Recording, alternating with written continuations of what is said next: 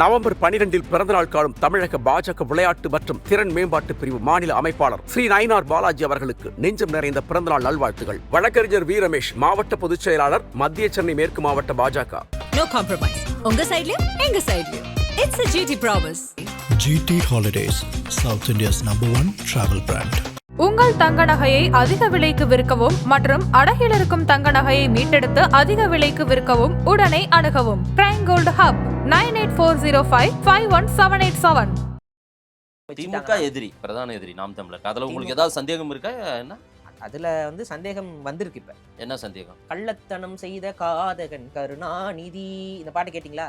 பாட்டு வேண்டாம். இல்ல அந்த பாட்டை கேட்டீங்கல்ல, அந்த பாட்டை யாரெல்லாம் பாடினாரு? இவரும் கூட்டணி வைக்க மாட்டாரு, விஜயும் கூட்டணி வைக்க மாட்டாரு, சரி, ஏடிஎம்கேவும் கூட்டணி வைக்காது. எல்லாரும் திமுகவுடைய எதிர்ப்பு வாக்குல உடச்சுக்குவீங்க. திமுக ஜெயிக்குமா ஜெயிக்காதா சொல்லுங்க. நீங்க என்ன சொல்ல வரீங்க தெரியுமா? நாங்களாம் தனித்தனியா நிப்போம், தனித்தனியா நின்று எங்களுடைய பிரதான எதிரியை ஜெயிக்க வச்சிருவோம். திமுக இந்த ஆட்சி இதுல அவங்களோட சம்பாத்தியம் என்னங்கிறத எல்லாருமே நம்ம பார்த்துக்கிட்டு இருக்கோம். எல்லா துறையிலையும் அவங்க தான் இருக்கிறாங்க. கட்டடத்துறையில தொடங்கி, சினிமா துறையில தொடங்கி, நீங்க எங்கெங்கெல்லாம் வருமானம் என்பது அதிக அளவுல ஈர்க்க முடியுமோ அத்தனை இடத்துலயும் திமுகவோட லாபி இருக்குதா இல்லையா? இப்ப இந்த காசெல்லாம் எங்க போகும்? அடுத்து பேசிக்கான இன்வெஸ்ட்மெண்ட்டுக்கு தான் வந்து நிற்கும். நாம் தமிழர் கட்சியோட இமேஜ் மக்கள் மத்தியில என்னவாக பார்க்கப்படுகிறதுங்கிறதுலையும் கவனம் செலுத்தும். ஏன், என்ன இமேஜ்? ஏங்க, எதிர்ப்பு அப்படின்னா எதிர்ப்பு தாங்க. எதிர்ப்பு தான். ஒரு பக்கம் கருத்தியலுக்கு நான் எதிர்ப்பு, மற்றபடி கை குலுக்கல் அப்படின்னா அது பெரிய பின்னாடி, அதாவது நம்பிக்கையை உடைச்சு விட்டுரும். அந்த நம்பிக்கையை உடைக்க அது தமிழ் தேசியத்துக்கு பின்னடைவை தான் ஏற்படுத்தும். காதகன் கருணாநிதினு பேசிட்டு அவர் வீட்டுக்குள்ளேயே போயிட்டு உட்காந்துட்டு பேசிட்டு வரது அது மாண்பு கிடையாது, மானங்கட்டத்தனம். ரெண்டுக்கு வித்தியாசம் இருக்கு. ஏங்க, நான் கேட்கறேன், உங்க அப்பாவை நான் தப்பா பேசிட்டு உங்க வீட்டுக்கே நான் வந்தேன்னா என்ன நீங்க என்னங்க நினைப்பீங்க? இதை நீங்க மாண்புன்னு நினைப்பீங்களா, மானங்கட்டத்தனம்னு நினைப்பீங்களா? இதுல வேற ஒரு ராசி ஒன்று இருக்கு, வைகோ ராசின்னு ஒரு ராசி. அது நிறைய பேருக்கு தெரியும். வைகோ எந்தெந்த தேர்தலில் யாரோடலாம் ஃபோட்டோ எடுக்கிறாரோ, யாருக்கெல்லாம் சப்போர்ட்டாக பேசுகிறாரோ அந்த கட்சியெல்லாம் காணாமே போயிருக்கு. வைகோ ராசி அது பேர். போன தேர்தல் வச்சு கலாச்சிக்கிட்டு இருந்தோம்லாம், சிரிச்சிட்டு இருந்தோம். வைகோ யாரோடலாம் ஃபோட்டோ எடுக்கிறாரோ அவங்கெல்லாம் டமால் டுமில்னு போயிட்டு இருந்தாங்க. இப்போ போயிட்டு சீமானோட நின்று ஃபோட்டோ எடுத்துட்டு வராரு. வேதனையிலே வேதனை என்ன தெரியுமா? தமிழ்நாட்டு மக்களுக்கே அரசியல் தெளிவின்மை தான். புரியுதுங்களா? டெமோக்ரஸிங்கிறதே நீங்க எவ்வளவுதான் கத்துனாலும் தவறான ஒரு கையில தான் மாறி போய்கிட்டு இருக்கு. காரணம் என்ன? மக்களுக்கு தெளிவு கிடையாது. ஒரு ஊழல்வாதி இருக்குமா, இன்னொரு ஊழல்வாதி அவங்க ஆதரிப்பாங்க. அவன் ஊழல்வாதின்னு சொன்னா இன்னொரு ஊழல்வாதி. இதுதான் தமிழ்நாட்டு அரசியல். திமுக தவறு, அதிமுக தவறு, ஒரு நல்லவனை தேடுவோம்னு என்னைக்கா தேடி இருக்காங்களா இது வரைக்கும்? இவ்வளவு ஆபத்தை திமுக அரசு இன்னைக்கு உருவாக்கி வச்சிருக்குது. குழந்தைகளுக்கு பாதுகாப்பு இல்ல. ஹாஸ்பிட்டலுக்கு போனோம்னா கிட்னியை புடுங்குறான், கிட்னியை வாங்குறான், கிட்னியை விலை பேசுறான். அடுத்து நல்ல காலரை தூக்கி விட்டுவிட்டு எத்தனை கிட்னி எடுத்து நான் இவ்வளவு பெரிய கார் வாங்க முடியும் தைரியமா பேசுறாங்க. திருடனேன்னு சொல்லாதீங்க. எத்தனை பேர் காப்பாத்திருக்கேன். உன் கிட்னியை புடுங்கி அடுத்தவனுக்கு கொடுத்தீங்கன்னா அது காப்பாத்துறது. அடுத்த கிட்னியை காசு கொடுத்து புடுங்கி இன்னொருத்தனுக்கு மாட்டி விடுறதுன்னா இது காப்பாத்துறதா? திருட்டுத்தனம் இல்லையாது. செய்யறது யாரு? ஏதாவது நடவடிக்கை எடுக்க முடியுது அவங்க மேல? கிட்னியை திருடி சொருக முடியுது? என்னங்க நடந்துகிட்டு இருக்கீங்க தமிழ்நாட்டுல? எப்படியாவது நான் ஒளிச்சு விட்டுறணும்னு பாக்குறேன். திமுக ஒளிய வேண்டும். அதன் தமிழர்களுக்கு வணக்கம். பல்வேறு துறைகளில் ஆக சிறந்த ஆளுமைகளை சந்தித்து நாம் நேர்காணல் எடுத்து வருகிறோம். அந்த வகையில் மீண்டும் நம்மோடு இணைந்திருக்கிறார் தமிழ் தேசிய சிந்தனையாளர் திரு பாரிசாலன் அவர்கள். அவரிடம் கேட்பதற்கு நிறைய இருக்கின்ற வாரங்களோடமே கேட்போம். வணக்கம் பாரி. வணக்கம். எப்படி இருக்கீங்க? நலமா இருக்கேன். டெல்லியில கார் வெடிப்பு சம்பவம், ஒரு துயர சம்பவம் நடந்திருக்கிறது. தமிழ்நாட்டுல நீங்க உட்பட எல்லாருக்குமே இன்னைக்கு இப்ப நம்ம பேட்டி எடுக்கிறது தொடங்கிறதுக்கு முன்னாடி நடிகர் அஜித்குமார் வீட்டில் வெடிகுண்டு மிரட்டலாம். நேற்றுக்கு திரிஷா வீட்டுல எல்லாம் வெடிகுண்டு மிரட்டலன்னு நினைக்கிறேன். பாரிசாலன் வீட்லயும் வெடிகுண்டு மிரட்டல்லாம் வந்துச்சு. அவங்களையும் விசாரிச்சாங்க. அது வள்ளல் மீடியாவா? அங்கதாங்க வச்சிருக்கோம் அப்படின்னு. என்ன நடந்துருக்குது? இல்லை, அது உண்மையிலேயே ஒரு வியப்பான ஒரு விஷயம்தான். காரணம் என்னன்னா, வெடிகுண்டு மிரட்டல் அப்படிங்கிறது இமெயில் மூலமாக யாரோ ஒரு குரூப்பு, அது யாருன்னு தெரில, அதுவும் கரெக்டாக பார்த்தீங்கன்னா ஒரு குறிப்பிட்ட கட்சியை விமர்சிக்கக்கூடியவர்கள், அந்த குறிப்பிட்ட கட்சிக்கு எதிராக பேசக்கூடியவர்கள் எல்லார் வீட்லேயுமே இந்த வெடிகுண்டு பரிசோதனைங்கிற பேரில் நடத்திட்டு இருக்கிறாங்க காவல்துறை. இப்போ இதில் மெயில் அனுப்புகிறாங்க ஒரு ஆள். இப்போ இன்னைக்கு இந்த தகவல் தொழில்நுட்பம் தெரிஞ்சவங்களுக்கு தெரியும். ஒரு மெயில் அனுப்புறது இதெல்லாம் ரொம்ப அழகாக ட்ரேஸ் அவுட் பண்ணிடலாம். ரெண்டாவது மெயில் அப்படிங்கிறது இன்னுமே ஈஸியாக கண்காணிக்க முடிஞ்ச ஒரு இது. அது எந்த மெயிலாக இருக்கட்டும், ஜிமெயிலாக இருக்கட்டும், மைக்ரோசாஃப்டாக இருக்கட்டும், எந்த ஒரு இமெயில் ஐடி ப்ரொவைடர்ஸுமே பாம் த்ரெட் அப்படிங்கிற ஒரு விஷயம்லாம் இருக்குது, இல்லை டெரரிஸ்ட் ஆக்டிவிட்டிஸாக இருக்குது அப்படின்னா அரசாங்கம் கேட்கக்கூடிய தகவலை கொடுத்து தான் ஆகணும். புரியுதுங்களா? ஆனால் என்னன்னு தெரியல, காவல்துறை அந்த தகவல் எங்களுக்கு கொடுக்க மாட்டேங்கிறாங்கன்னு ஒரு விளக்கத்தை கொடுக்குறாங்க. இது எனக்கு உண்மையிலே வியப்பா இருக்கு. ஒரு பாம் த்ரெட்டுக்கு ஒரு தனியார் நிறுவனம் நான் தகவல் கொடுக்க மாட்டேன், யார் அனுப்புறாங்கன்னு சொல்ல மாட்டேன்னா அந்த தனியார் நிறுவனம் என்ன டெரரிஸ்ட் ஆர்கனைசேஷனோட டைப்ல போயிட்டு இருக்கா? அப்போ உண்மையிலேயே அது யார் அனுப்புறாங்கிறத காவல்துறை நினைச்சா கண்டுபிடித்து விட முடியும். ஆனா அதை விட்டுப்புட்டு ஒவ்வொருத்தவங்க வீட்டுக்கு நாங்க பாம்பு ஸ்குவாட் அனுப்புறோம், நாய்கள் அனுப்புறோம், மோப்பதை பார்க்குறோம்னு சொல்லிட்டு சுத்தி சுத்தி கதவை தட்டிட்டு இருந்தா நல்ல வேளை எனக்கெல்லாம் வந்துட்டு பார்த்தீங்கன்னா என்கிட்ட கேட்டாங்க, உங்க வீட்டுக்கு வந்து பாம்பு மிரட்டல் வந்திருக்கு அப்படின்னு சொல்லிட்டு சொன்னாங்க. அப்படிங்களா? எந்த வீடுன்னு கேட்டேன் அடுத்த கேள்வி. அப்புறம் அட்ரஸ் அவங்க சொல்லணும்ல. அவங்க ஒரு அட்ரஸ் சொன்னாங்க, ஏதோ செங்குன்றம் பக்கம். அது என் வீடே கிடையாதுங்க அப்படின்ட்டேன். அதோட முடிஞ்சுது. சப்போஸ் என்ன நான் ஏதாவது அட்ரஸ் சொல்லியிருந்தேன்னா ஆமா அந்த அட்ரஸ்க்கு தான் வந்திருக்குன்னு சொல்லிட்டு கூட வந்திருப்பாங்க. எனக்கு தெரிஞ்சு ஒரு 20-25 பேருக்கு இந்த கடந்த தீபாவளியில இருந்தே வந்துனுக்குது. உண்மையிலே இதை வந்து உடனடியா இது ஏன்னா எவ்வளவு செலவு பாருங்க. உடனே அந்த பாம்பு ஸ்குவாடுக்கான அந்த காஸ்டியூம்லாம் மாட்டிட்டு எல்லாத்தையும் எடுத்துட்டு வந்துட்டு அந்த பாம்பை கண்டுபிடிக்க வரேன்ட்டு நாய்கள்லாம் கேட்பான். அந்த நாய் அதை வாட்டு சாப்பிட்டு பிரியாணி சாப்பிட்டு அதை வாட்டு படுத்து கிடக்கும். அதை போட்டு தட்டி எழுப்பி வாங்க வந்து மோந்து பாருங்கன்னு சொல்லிட்டு அது வந்து எல்லா பக்கமும் மோந்து போய் பார்த்து இது என்னது இது ரொம்ப தப்பான ஒரு அணுகுமுறை. இதை யார் பண்றான்னு தெரியல. ஆனா அது பண்றவங்கள காவல்துறையால கண்டுபிடிக்க முடியாம இருக்கிறது தமிழகத்துடைய சட்ட ஒழுங்கு பிரச்சனையா தான் பார்க்கப்படும். அஜித் வீட்டுக்கெல்லாம் நடிகர் அஜித் வீட்டுக்கு அவர் எந்த ஒம்பதுக்கும் போக மாட்டார். இன்டர்வியூ கொடுத்துட்டாருல. அவங்களை பொறுத்த வரைக்கும் எவனோ யூடியூப் பார்த்துட்டு இருக்கிறவங்க தான் அந்த வேலையை பண்ணிட்டு இருக்கான். புரியுதா? அதனாலதான் யூடியூப்ல பேசுறவங்க போறவங்க எல்லார் மேலேயும் அவனுக்கு இருக்க யார் மேலாம் கடுப்பு இருக்கோ அவங்க மேலாம். அஜித் கொஞ்சம் அரசியல் பேசி விட்டாரா, அடுத்து திரும்ப அவர் பேசும்போது விஜய் திட்டி ஏதோ பேசியிருந்தாரு. திட்டில ஒரு மாதிரி விஜய்க்கு ஒரு அரசியல் கொஞ்சம் லைட்டா தொட்டுட்டு போயிருந்தாரு. ஆனா அவரு மறுப்பு தெரிவிச்சு அதுக்கப்புறம் மறுப்பு தெரிவிச்சுனே பாமைக்கிறான் பாருங்க ஒருத்தன். இப்ப அதுதான் புரிக்கணும். அந்த உளவியலை புரிச்சுக்கணும். அது ஏதோ ஒரு உடன்பிறப்பா தான் இருக்கும். உடன்பு என்னங்க நீங்க அப்புறம் என்னங்க கரெக்டா வந்து நான் கேக்குறது என்னன்னா, அஜித் வந்து ஃபர்ஸ்ட் இன்டர்வியூ கொடுக்குறாரு. அந்த இன்டர்வியூ கொடுத்தோன்னே விஜய்க்கு எதிராக அஜித் பேசி விட்டாருன்னு சொல்லி நியூஸ் எல்லாம் வருது. அப்ப வந்து அஜித்துக்கு பாம்பு மிரட்டல் போயிருந்துச்சு அப்படின்னா பாருங்க விஜய் தரப்புல இருந்து யாரோ தான் மிரட்டுறாங்க அப்படின்னு நீங்க சொல்லலாம்.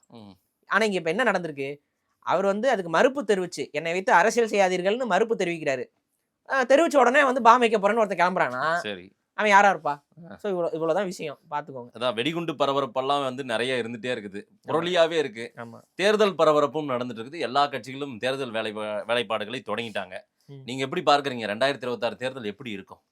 உண்மையை சொல்ல போனோம்னா 2026 தேர்தல் என்பது ரொம்ப டஃப்பான ஒரு தேர்தல்.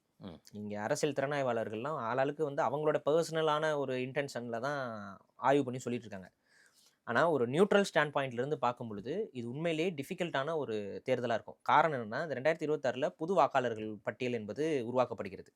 அதுலேயே வந்து பார்த்திங்கன்னா புதுசாக வாக்கு போட வரவங்களோட எண்ணிக்கையுமே கொஞ்சம் அதிகமாக தான் இருக்க போகிறது. ஓகே, அது ஒரு கணிசமான எண்ணிக்கையாக இருக்க போகுது. அந்த வாக்காளர் திருத்த பட்டியல், வாக்காளர் சேர்த்தல் இதெல்லாம் வந்து இந்த முறை அதுலேயும் சில சிக்கலை சொல்கிறாங்கல்ல. ஆமாம், எஸ்ஐஆர் அது வந்து எஸ்ஐஆரில் வந்து நமக்கு வந்து ஏற்றுக்கொள்ளக்கூடிய சில விஷயங்களும் இருக்குது, மறுக்கக்கூடிய சில விஷயங்களும் இருக்குது. இல்லை, நீங்கள் அதை ஏற்கிறீங்களா எதிர்க்கிறீங்களா? இந்த நேரத்தில் எஸ்ஐஆர் வரும்பொழுது அது கூட இன்னொரு விஷமாக தமிழர்களுக்கு எதிரான ஒரு நிலைப்பாடோடு அது வருது. என்ன அப்படின்னு பார்த்தீங்கன்னா, வட இந்தியர்களுக்கு அங்கே இருக்க பெங்காலிகளுக்கு இவங்களுக்குலாம் வந்துட்டு இங்கே வாக்குரிமை கொடுக்கறதுன்னு வரும்பொழுது அதை நம்ம பெரிய அளவில் கேள்வி கேட்குறோம். ஏன்னா கிட்டத்தட்ட 7 லட்சம் பேருக்கு நெருக்கி புது வாக்காளர்களாக அவர்கள் மாறுகிறார்கள் இந்த தேர்தலில். அப்போ அந்த 7 லட்சம் வாக்கு யாரோட வாக்கு அப்படின்னு பார்த்தீங்கன்னா அது வட இந்தியர்களோட வாக்கு. அது பெங்காலிகள், ஒரிசால இருந்து வந்தவங்க, அவங்களுக்குலாம் இங்க வந்து வாக்குரிமை கொடுக்கறது வந்து அதை நம்ம கடுமையா எதிர்க்கிறோம். 7 லட்சம் ஓட்டர்ஸா மாறி இருக்காங்க. ஆமா, நமக்கு தெரிஞ்சு இதுக்கு முன்னாடியே வந்து தேர்தல் ஆணையம் அறிவிச்ச தகவலை சொல்றேன் நான். அது இந்த இதை அறிவிச்சே கிட்டத்தட்ட ஒரு 3-4 மாசம் ஆச்சு. இப்ப திரும்ப இவங்க கணக்கு எடுத்து இது பண்ணும்பொழுது அதுல எத்தனை பேர் உள்ள சேருவாங்க என்னன்னு நமக்கு தெரியல. அப்ப ஒரு கணிசமான தொகையில ஒரு வட இந்தியர்களோட வாக்கு பட்டியல் வந்து இங்க உள்ள சேர்க்கப்படுதுன்னு வச்சுக்கோங்களேன். அது நமக்கு எவ்வளவு பெரிய பின்னடைவை ஏற்படுத்தும். அதுக்கு இங்க இருக்கக்கூடிய தமிழ் தேசிய இயக்கங்களாக இருக்கட்டும், இல்ல தமிழ்நாடுடைய மாநில உரிமை பேசக்கூடிய இயக்கங்கள்லாம் ஒரு அணியில வந்து இதை எதிர்க்கணும். ஆனா இதை வந்து இதையும் அரசியல் படுத்தலாம் தான் இவங்க பாக்குறாங்களே ஒழிய எங்க கட்சியை வீழ்த்துறதுக்காக தான் இது வருது அப்படி இல்ல. உங்க கட்சியை வீழ்த்துறது மட்டும் இல்ல, இது ஒட்டுமொத்த தமிழர்களுடைய உரிமைக்குமே கேள்விக்குறியாக தான் மாறும். இப்ப திமுக என்ன சொல்றாங்க, எங்க கட்சிக்கு இதை வீழ்த்துறதுக்கு தான் எப்படி திமுக வீழ்த்துறதுன்னு தெரியல, அதுக்காக இதை கொண்டு வராங்கிறாங்க. இப்படி இது சிறுமைப்படுத்தாதீங்க. இது அவங்க வந்து கொண்டு வரதோட நோக்கமே ரொம்ப ரொம்ப ஃபார் ஃபெச்டான ஒரு விஷயத்துக்காக தான் இதை கொண்டு வராங்க. ஒட்டுமொத்த தமிழர்களுடைய வாக்கு உரிமையிலுமே ஒரு குழப்பத்தை ஏற்படுத்துற வேலை தான் இது. அதோட சீரியஸ்னஸ் என்னன்னு பண்ணாம திமுகவை எதிர்ப்பதற்கு தான் கொண்டு வந்துட்டீங்கன்னா திமுகவை எதிர்க்கணும் தானே மக்களோட பார்வை. இல்ல, திமுக வீழ்த்த முடியாத சக்தியா இருக்கா இல்லையா இன்னைக்கு தமிழ்நாட்டுல? அதெல்லாம் வீழ்த்த முடியாத சக்தி எல்லாம் இல்ல. எப்படி வீழ்த்த முடியும் சொல்லுங்க. அதான் சொல்றேன். இந்த இல்லையே, எங்க இந்த இன்டர்வியூட எண்ட்ல உங்களுக்கு திமுகவை வீழ்த்துவதற்கான வழிமுறை என்னங்கிறது நான் சொல்லிடுவேன் கண்டிப்பா. பிரசாந்த் கிஷோரா மாறப்போகுது. நீங்க அதனாலதான் வந்து கேட்கறீங்க. ஏங்க, பிரசாந்த் கிஷோரோட வீட்டுக்கு பாம்பு தட்டு வந்திருக்கு, எங்க வீட்டுக்கு தானங்க பாம்பு தட்டு வந்திருக்கு. அப்ப இது கூட நான் பேசல என்னங்க? அப்ப கேளுங்க. அப்ப வந்துட்டு இங்க அடிப்படை என்னன்னா, திமுகவை மக்கள் வெறுக்கிறார்களானா? ஆமாம், வெறுக்கிறார்கள். நீங்கள் இன்னைக்கு போய் களத்தில் நீங்கள் யார்கிட்ட கேட்டிங்கனாலும் திமுக அரசோடைய இந்த சட்ட ஒழுங்கு பிரச்சனையாக இருக்கட்டும், ஒவ்வொரு நாளும் வரக்கூடிய பிரச்சனைகள், அதற்கு காவல்துறை நடந்துக்கிற விதமா இருக்கட்டும், இல்ல திமுக தரப்பு அமைச்சர்களும், எம்எல்ஏக்களும் நடந்துக்கிற விதமாக இருக்கட்டும், அப்புறம் இந்த ஊழல் சார்ந்த விஷயங்கள் இப்ப வெளியில வந்திருக்கு. இப்ப இந்த வேலைவாய்ப்பு இதுல பெரிய ஊழல் வந்து ஏற்பட்டிருக்கு. கவர்மெண்ட் எம்ப்ளாயீஸ்க்கு நகராட்சி குடிநீர் நகராட்சி வழங்கல். அதெல்லாம் கிட்டத்தட்ட கணக்கெடுத்து பார்த்தா 800 கோடிக்கு மேல அதுல வந்து முறைகேடு நடந்திருக்கு அப்படின்னு சொல்லி இது கேட்குறாங்க. ம். இப்ப அத வந்து எஃப்ஐஆர் ஃபைல் பண்ணணும். எஃப்ஐஆர் ஃபைல் பண்ண மாட்டேங்குது தமிழக அரசு. தமிழக காவல்துறை இல்ல அவரு வெளிப்படையா நாங்க இத ஃபேஸ் பண்றோம்ன்ட்டார்ல. இத ஃபேஸ் பண்ணணும்னா ஏன் எஃப்ஐஆர் ஃபைல் ஆக மாட்டேங்குது? வெளிப்படையா ஃபேஸ் பண்ணணும்னா எஃப்ஐஆர் ஃபைல் பண்ண விடணும்ல. இல்ல அப்படி ஒண்ணு நடக்கவே இல்லன்றது தான் அவங்களுடைய வாதமா ஏங்க இருக்கு. நடந்திருக்குன்னு சொல்லிட்டு இன்னொரு கவர்மெண்ட் பாடி தானங்க சொல்லுது. இப்ப நீங்களும் நானும் சொல்லலைங்க இத.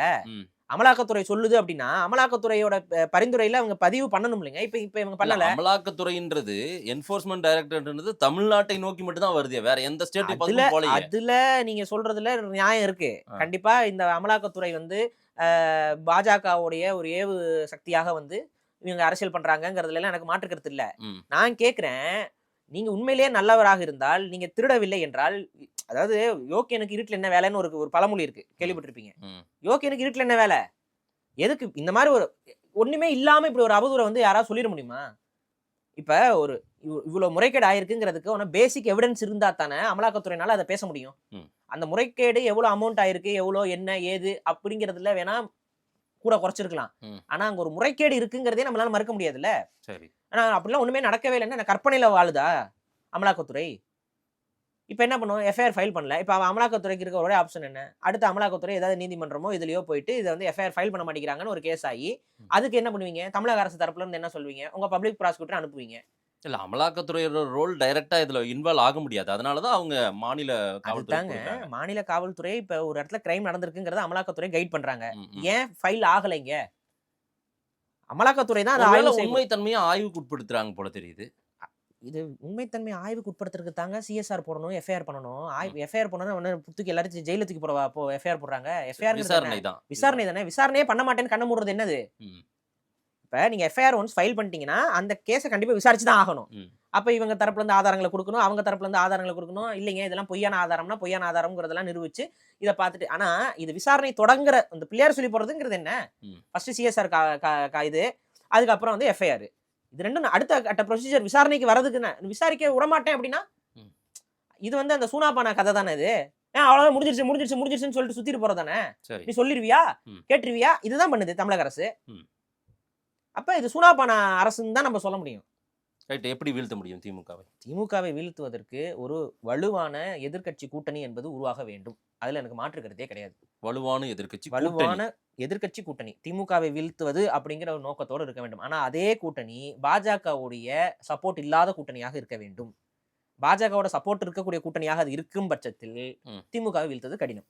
அதிமுக பாஜக கூட்டணி இருக்கு. வீழ்த்த முடியாது. ஆ? வீழ்த்த முடியாது. இல்ல அவங்க பிரிஞ்சும் போற மாதிரி இல்ல. அவங்க அவ்வளவுதான் ஒட்டிட்டாங்க. பிரிஞ்சிருவாங்கங்கிறது என்னுடைய நம்பிக்கை. எது? என்னுடைய நம்பிக்கை அதிமுக பாஜக பிரிஞ்சிரும். பிரிஞ்சிருவாங்கிறது நான் எதிர்பார்க்கிறேன். யார் கூட சேருவார் அப்ப திரு எடப்பாடி? யார் கூட சேரும் அதுதான். பிஜேபி? இங்க கேள்வி என்னன்னா, இப்ப எடப்பாடி அவருக்கு இருக்கக்கூடிய ஒரு பெரிய பிரச்சனை என்னன்னு நம்ம பார்ப்போம். அதாவது பாஜகவை பொறுத்த வரைக்கும் இப்ப பாஜகவை அவர் பகைச்சுக்கிறாருன்னு வச்சுக்கோ. ம். அதாவது பாஜகவோட கூட்டணியை அவர் முறிச்சுக்கிறாருன்னு வைங்க. அடுத்து அதிமுக அவர் கையில இருக்குமா? இந்த கேள்வி இருக்கு. சரி.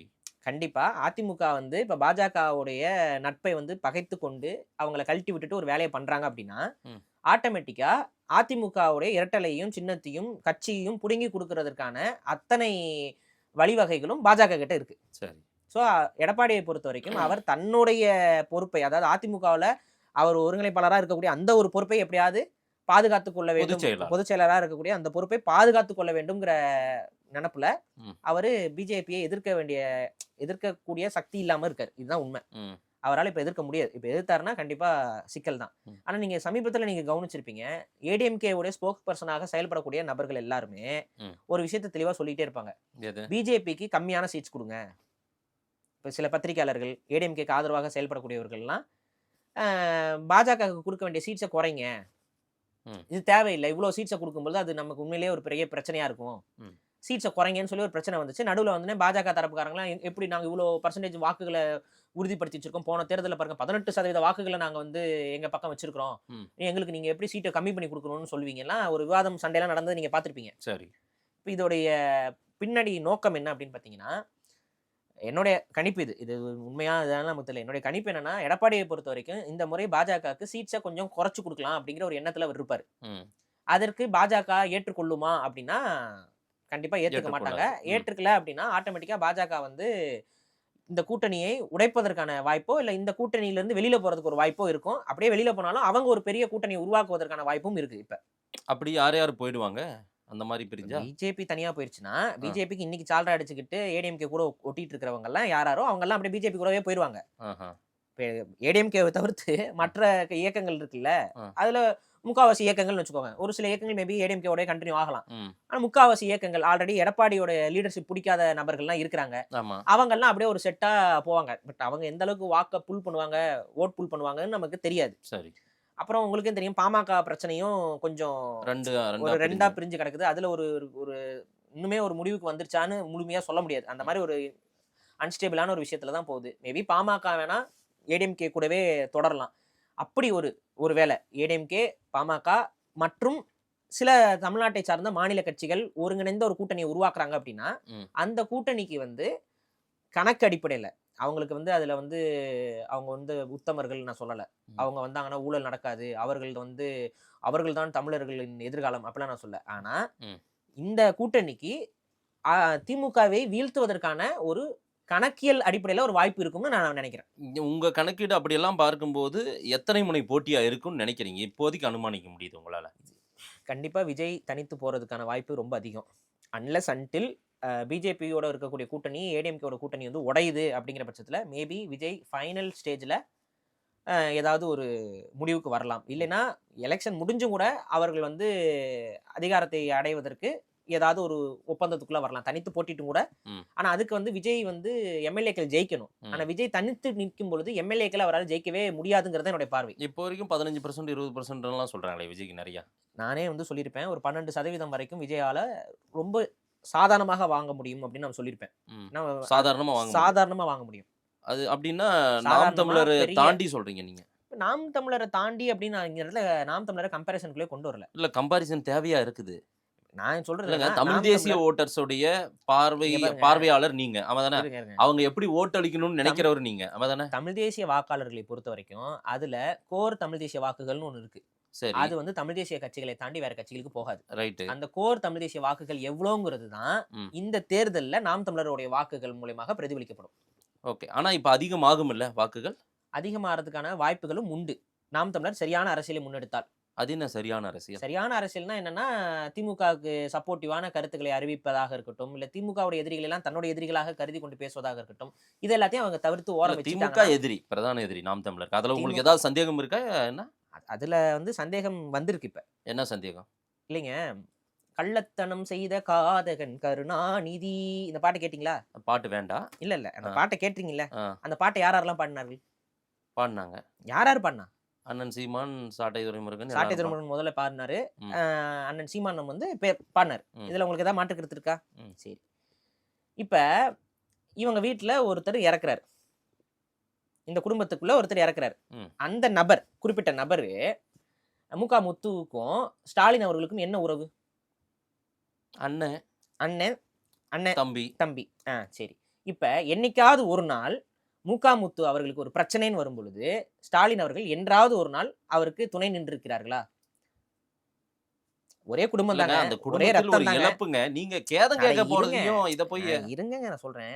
யார்கிட்டங்க போய் நீங்க மத்தவங்க வெளியில பேசுற மாதிரியே நீங்க ஒரு அடிப்படை. சீமான் கடுமையா விமர்சிக்கிறவங்கள பார்த்தா கூட ஓடி போய் அவரு கை நட்பு கரம் நீட்டுவாரு, அரவணைத்துக் கொள்வார், கட்டிப்பிடித்துக் கொள்வார். இதுதான் இங்க பிரச்சனை. இப்ப நீங்க என்கிட்ட என்ன கேட்டீங்க? சீமான் அவர்களுடைய திமுக எதிர்ப்பின் மீது உங்களுக்கு சந்தேகம் வருகிறதான்னு கேட்டீங்க. இது போய் சந்தேகப்படக்கூடாது பாரு. ரொம்ப தெளிவான பார்வையாளர். எனக்கு தான் நான் கேக்குறேன். இப்ப கள்ளத்தனம் செய்த காதகன் கருணாநிதின்னு பாடி அந்த வாய், அதே வாய் ஸ்டாலின் அவர்கள் முன்னாடி உட்காரும் பொழுது ஒண்ணும் இல்லைங்க. இப்ப உங்க அப்பாவை நான் தப்பா பேசிட்டு இருக்கேன். ஒரு அரசியல் நாகரிகம் பண்பாடுங்க மலர்றது. அரசியல் நாகரிகம் பண்பாடுங்கிறது எளவு யார் வீட்டுல விழுந்துச்சோ அவங்க வீட்டுல போய் நலம் விசாரிக்கிறது தான் அரசியல் நாகரிகம் பண்பாடு. புரியுதுங்களா? அவங்க வீட்டுக்கு யாராவது போனாங்களா? இல்லங்க, அது அந்த வீட்டின் குடும்பத்துல மூத்தவர் அவரு. இன்னைக்கு தமிழ்நாட்டின் முதல்வரா இருக்காரு. அந்த குடும்பத்துல மூத்தவர், அவர் தனிநாட்டு முதல்வரா இருக்கு, அதெல்லாம் விடுங்க. இப்ப நான் கேக்குறது என்னன்னா, பாதிக்கப்பட்டவங்க வீட்டுக்கு போனாங்களா? அந்த யார் அடையாளத்தை விட வீட்டுக்குங்க இதுதான் போறது? அடையாளம். இதுதான் அடையாளம். அது அதனால அங்க ஒரு போனாரு. தம்பி வீட்டுல இலவு விழுந்துச்சுன்னா அண்ணன் வீட்டுக்கு போறதா? இது எது அடையாளம் எனக்கு புரியல.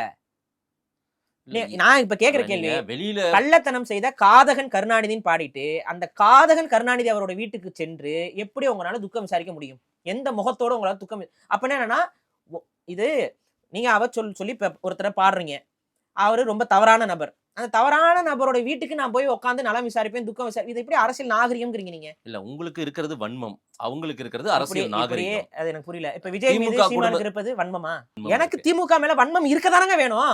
எனக்கு திமுக மேல எப்படிங்க வன்மம் ஏங்க, இல்லாம அவர் இருக்கும்? அரசியல் கட்சிங்க, மக்கள் இயக்கங்க, மக்களின் அதனால தலைவருங்க போயிட்டு சீமான். உட்கார்ந்துடலாமா? அப்படி இல்ல, அவர் அப்புறம் எல்லோருமே ஒரு அரவணைச்சு தான் போய் ஆகணும், அனுசரிச்சு. ஆனால் அர- கொள்கைன்னு வரும்போது திரும்ப- உறுதியா நிக்கிறாரு.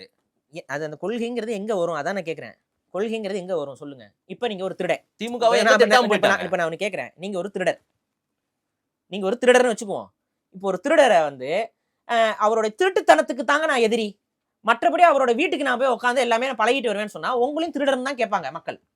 திருடனோட உனக்கு என்ன கூட்டு களவாணித்தனம்னு கேட்பாங்க. கேட்பாங்களா மாட்டாங்களா? ஏங்க, இது ஒரு நிகழ்வு, ஒரு சம்பவம், ஒரு துர்ச்சம்பவம். அவங்க வீட்டுல ஒரு இழப்பு ஏங்க, நடந்திருக்கு, அதுக்கு போயிருக்காரு. ஏங்க நான் ஒரு கேக்குறது, ஆறுதல் நான் கேதம் திரும்பவும் விசாரிச்சுட்டு வந்தாச்சு, கேக்குறேன். முடிஞ்சிருச்சு, அதோட எவங்க முடிஞ்சிருச்சு. வீட்ல, எவங்க வீட்ல? அரசியல் எதிரி வீட்டுல போதுமா? இது எனக்கு புரியல. அரசியல் எதிரி, ஏங்க, தனி அரசியல் மனித எதிரியோட தம்பி வீட்ல, நீங்க அரசியல் எதிரியோட தம்பி செத்ததுக்கு அண்ணன் வீட்டுக்கு போறீங்க ஏன்? இல்ல, இதுல என்ன இவங்களுக்கு உள்ள இது வந்துருச்சு, டீல் வந்துருச்சு, நட்பு வந்துருச்சு, டீல் என்ன ஒரு வந்துருச்சு, ஒரு- நட்பு வந்துச்சுலாம் நான் சொல்லல. நீங்க அப்படிதான் சொல்ல வரீங்க. இது வெளியில சிலர் நான் பேசிட்டு இப்ப இருக்கிறது நீங்க திரும்ப பேசுறீங்க. நான் திரும்ப சொல்றது என்னன்னா, இது சந்தேகத்தை கிளப்புமா கிளப்பாதா? எந்த சந்தேகமும் வரல. சந்தேகத்தை நீங்க உங்களுக்கு உருவாக்குறீங்க. உங்களுக்கு வரலைன்னா நீங்க தாராளமாக இருந்து கொள்ளுங்கள். உங்களுக்கு உங்களுடைய நம்பிக்கை வந்து ஒரு அசையாத நம்பிக்கையாக இருக்கட்டும். ஆனா நாங்க எல்லாம் சந்தேகப்பட்டு தான் ஆகணும். நாங்க சந்தேக பார்வை வச்சு தான் தீர்வோம். திமுகவை எந்த காலத்திலும் ஆட்சியில உட்கார விட மாட்டோம்னு சீமான் முழக்கமிடுறாரு. ஆனா தனியா எல்லாருமே போட்டி போடும்போது கண்டிப்பாக திமுக தான் ஆட்சிக்கு வர அவர் போகுது. கூட்டணி வைக்க மாட்டாருங்க, தனியா அவர் தான் கூட்டணி போவார். வைக்கலீங்க. சரி அவர் கூட்டணி வைக்க போறது இல்ல. ஆ. இவரும் கூட்டணி வைக்க மாட்டாரு, ஆ. விஜயும் கூட்டணி வைக்க மாட்டாரு, சரி ஏடிஎம்கேவும் கூட்டணி வைக்காது. ம். எல்லாரும் திமுகவுடைய எதிர்ப்பு வாக்குல உடைச்சுக்குவீங்க. திமுக ஜெயிக்குமா ஜெயிக்காதா சொல்லுங்க. நீங்க என்ன சொல்ல வரீங்க தெரியுமா? நாங்களாம் தனித்தனியா நிப்போம், ம். தனித்தனியா நின்னு எங்களுடைய பிரதான எதிரியை ஜெயிக்க வச்சிருவோம். வீழ்த்துவோம் பாருங்க, வெயிட் எப்படி பண்ணுங்க. வீழ்த்துவீங்க? என்ன கணக்குல வீழ்த்துவீங்க சொல்லுங்க. இப்ப நான் சொல்லுங்க, போன தேர்தல்ல ஏடிஎம்கே உடைய வாக்கு சதவீதம் என்ன?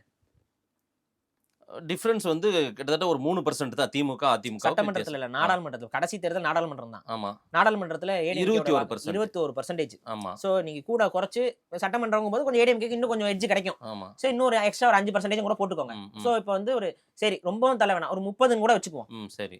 இப்ப திமுக உடைய பெர்சன்டேஜ் என்ன? 43. நாடாளுமன்ற தேர்தலில் 43% வாங்கியிருக்காங்க. ஆமா. இப்ப 43% இந்த 30%ஆல நான் இவ்வளவும் எக்ஸ்ட்ரா ஒரு 5% போட்டேன். ஆமா ஆமா. வீழ்த்த முடியுமா? 10 கொடுத்துட்டீங்க. ஆ. ம், வீழ்த்த முடியுமா? கணக்கு வருமா? ஸோ ஏடிஎம்கேனால தனிச்சு செய்ய முடியாது. சரி. இன்னொன்னு, ஏடிஎம்கே இன்னைக்கு கொஞ்சம் பலவீனமான இடத்துல தான் இருக்கு. ஏடிஎம்கேவோட ட்ரெடிஷனல் வாக்காளர்கள் கூட இன்னைக்கு ஒரு சில சாதிய பிரச்சனைகளால கொஞ்சம் ஒதுங்கி ஒதுங்கி ஒரு மாதிரி கொஞ்சம் கன்ஃபியூஸ்டு ஸ்டேட்ல இருக்கிறாங்க. இப்போ அதை தான் வந்து அறுவடை செய்யுது பாஜக. ம். சரி, இப்போ பாஜகவும் உள்ள இதுக்குள்ள என்டர் ஆகுதுன்னே வச்சுக்குவோம். ம். ஸோ பாஜகவுடைய தனித்து நிற்கும் போது அப்புறம் அந்த ஈகோ சிஸ்டம் எடுத்த வாக்கு வந்து ஒரு 18%. ம். இப்போ அந்த 18% இவங்களோட சேருங்க. ம்.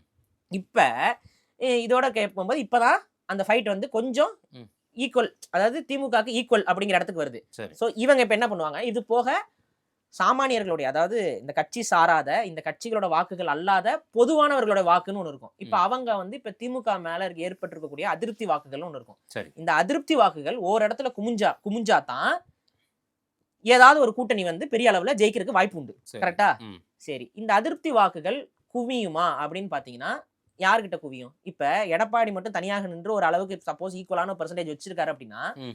பாஜக மேல வெறுப்பு கொண்டவனும் எடப்பாடி பக்கம் சாயருக்கு வாய்ப்பு உண்டு. ம். ஆனா இன்னைக்கு அது சாத்தியம் இல்லாம கிடக்கு. ஏன்னா சிறுபான்மை மக்கள் கண்டிப்பா பாஜக பக்கம் இருக்கக்கூடிய கூட்டணி பக்கம் தலை வச்சே படுக்க மாட்டாங்க. சரி. அது நீங்க எவ்வளவுதான் இது பண்ணீங்கனாலும் பண்ண மாட்டாங்க. ம். சரி, இந்த சிறுபான்மை வாக்குகள் அப்ப சிறுபான்மையில திமுக மேல இருக்கக்கூடிய அதிருப்தி வாக்குகள்னு ஒண்ணு இருக்குமா? ஆமா. அந்த சிறுபான்மை அதிருப்தி வாக்குகள் எந்த பக்கம் போகும் அப்படின்னு விஜய்க்கு பாத்தீங்கன்னா, போகும். நானா சொல்லல, நீங்களா சொல்றீங்க. ஸோ விஜய்க்கு சிறுபான்மை மக்களுடைய ஆதரவுங்கிறது இப்போ வரைக்கும் களத்துல நம்ம பார்க்குற வரைக்கும், நமக்கு தெரிஞ்ச வட்டத்துல பார்க்குற வரைக்கும் ஒரு படி கொஞ்சம் அதிகமா இருக்கு. ம். ஏன்னா அவரே ஒரு கிறிஸ்துவர், அது இல்லாம பாஜகவால பல முறை அவர் கிறிஸ்துவருங்கிறதுனால ஒரு விமர்சனம்ங்கிறதெல்லாம் இருந்ததுனால, ரெண்டாவது அவர் வந்து அதை வந்து வெளிப்படையாவே ஜோசப் விஜய்னு போட்டுக்கிட்ட ஒரு நபர். அப்ப குறிப்பா கிறிஸ்தவர்களுடைய வாக்கு இந்த முறை வந்து விஜய்க்கு கொஞ்சம் கணிசமான வாக்குகள் வந்து வரும் அப்படிங்கிற ஒரு பார்வை ஒண்ணு இருக்கு. சரி. இப்ப இந்த அதிருப்தி வாக்குகளை விஜய் ஒரு பக்கம் உடைப்பாரு. ம். திமுக மேல அதாங்க இருக்கவங்க அதிருப்தி. திமுக வாக்குகள் உடையுதுன்னா இருங்க, திமுகவுக்கு எதிரான வாக்குகள் அங்கங்க பிரியுதுன்னு வச்சுக்கோங்க. ஆமா, ஏடிஎம்கே பிஜேபி இருக்கு, இல்ல ஒன்னா ஏடிஎம்கே பக்கம் பிரியும், பிரியும். பிஜேபி பக்கம் அதான் சரி, நாம் தமிழர் பிரியும். ஏடிஎம்கே அண்ட் பிஜேபி கூட்டணிக்கு ஒன்னு பிரிஞ்சிரும், ஆமா. நாம் தமிழர் பக்கம் ஒன்னு பிரிஞ்சிரும், விஜய்க்கு விஜய் ஒண்ணு தரப்பு பக்கம் ஒன்னு பிரிஞ்சிரும். பிரியும். இப்ப பிரிஞ்சு எல்லாம் வருதுன்னா இதுல யாராவது ஒருத்தர் தான் கொஞ்சம் இதாகுவாங்க, லிஃப்ட் ஆகுவாங்கல்ல, கொஞ்சம் எந்திரிச்சு நிப்பாங்கல்ல. இல்ல எப்படி வருவாங்க, 3 பேருக்கும் பிரிஞ்சிருங்க. இது வந்து 3 பேருக்குமே பிரிஞ்சிரும். சரி, இது வந்து இப்ப இதுல மேஜரா திமுக தான் நிக்குமா? அங்க திமுக ஓட்ட தானே உடைக்கிறாங்க இவங்க எல்லாம். திமுகவுடைய எதிர்ப்பு வாக்குகள், திமுகவுடைய வாக்கு உங்களால உடைக்கவே முடியாது. அது முதல்ல புரிஞ்சுக்கோங்க. திமுகவுக்கு வாக்கு போட்டவன் திரும்ப மாத்தி போடுவான்னு நீங்க நம்புறீங்க, பண்ண மாட்டாங்க. உங்களுக்கு திமுகவோட கோர் இல்லங்க 21ல போட்டு அவங்கள அதிகாரத்துக்கு உட்கார வச்சாங்கல்ல, திமுக அவங்க எல்லாம் ஒரு ஆன்டி இன்கம்பன்சி இருக்கும்ல, ஒரு கோபம் இருக்கும்ல. இருங்க. திமுகவுக்கு இருக்கக்கூடிய வாக்குகளை எப்படி நீங்க பார்க்கலாம் அப்படின்னா, ஒண்ணு வந்து டைரக்டா திமுக வெறியனுங்க, ஆமா. அதான் உடன்பிறப்புகள். இந்த உடன்பிறப்புகள் வந்து எவ்வளவு பெரிய குற்றச்சாட்டு எவ்வளவு இது பண்ணாலும் இது அந்த கட்சியை விட்டு மாறாதுங்க. இவங்களுக்கு என்னன்னா ஏதோ ஒரு விதத்துல திமுகவோட ஈகோ சிஸ்டத்துல பயனடைந்தவர்களாக இருப்பாங்க. ஒன்னா வேலை கிடைச்சவனா இருப்பான், இல்லைன்னா வந்து ஏதோ ஒரு விதத்துல ஒரு பயனடைஞ்ச கூட்டமாக இருக்கும். அவங்க வந்து கண்டிப்பா திமுக பக்கம் தான் போடுவாங்க. சோ இந்த வாக்கே திமுகவுக்கு கொஞ்சம் கணிசமா அதிகம் தான். எப்பவுமே நீங்க பாத்தீங்கன்னா திமுக ஒரு தோல்வி அடைஞ்சாலுமே இந்த வாக்குகளை வாங்கிரும். இந்த வாக்குகளை வாங்கிட்டு தான் அவங்க தோல்வி எடுப்பாங்க. இதுவே வந்து பாத்தீங்கன்னா ஒரு ஏறத்தாழ ஒரு 20% வச்சிருப்பான். சரி, ஏறத்தாழ கூட குறைச்சு ஒரு 20% வந்து திமுக செத்தாலும் திமுக தான் செத்துட்டு வாக்கு போட்டு போய் செத்துருவான். அந்த மாதிரி இருக்காங்க நிறைய பேர். சோ இந்த வாக்கு உடைக்கவே முடியாது உங்களால. இதுக்கு அடுத்து இருக்கக்கூடிய வாக்கு தான் நடுநிலை மக்களுடைய வாக்கு. இந்த நடுநிலை மக்களுடைய வாக்குலையும் தமிழ்நாட்டுல அரசியல் புரிதலின்மை பற்றவர்கள் அதிகம். உங்களுக்கு தெரியும்ல, காசு கொடுத்தா வாக்கு கிடைக்குங்கிற ஒரு செயல் திட்டம்ங்கிறது அது இருக்கு, நடைமுறையில இருக்கு. சரி, இது ரொம்ப அதிகம். இதுக்கு அடுத்துதான் இந்த அரசியல் விழிப்புணர்வு பெற்றவர்கள்.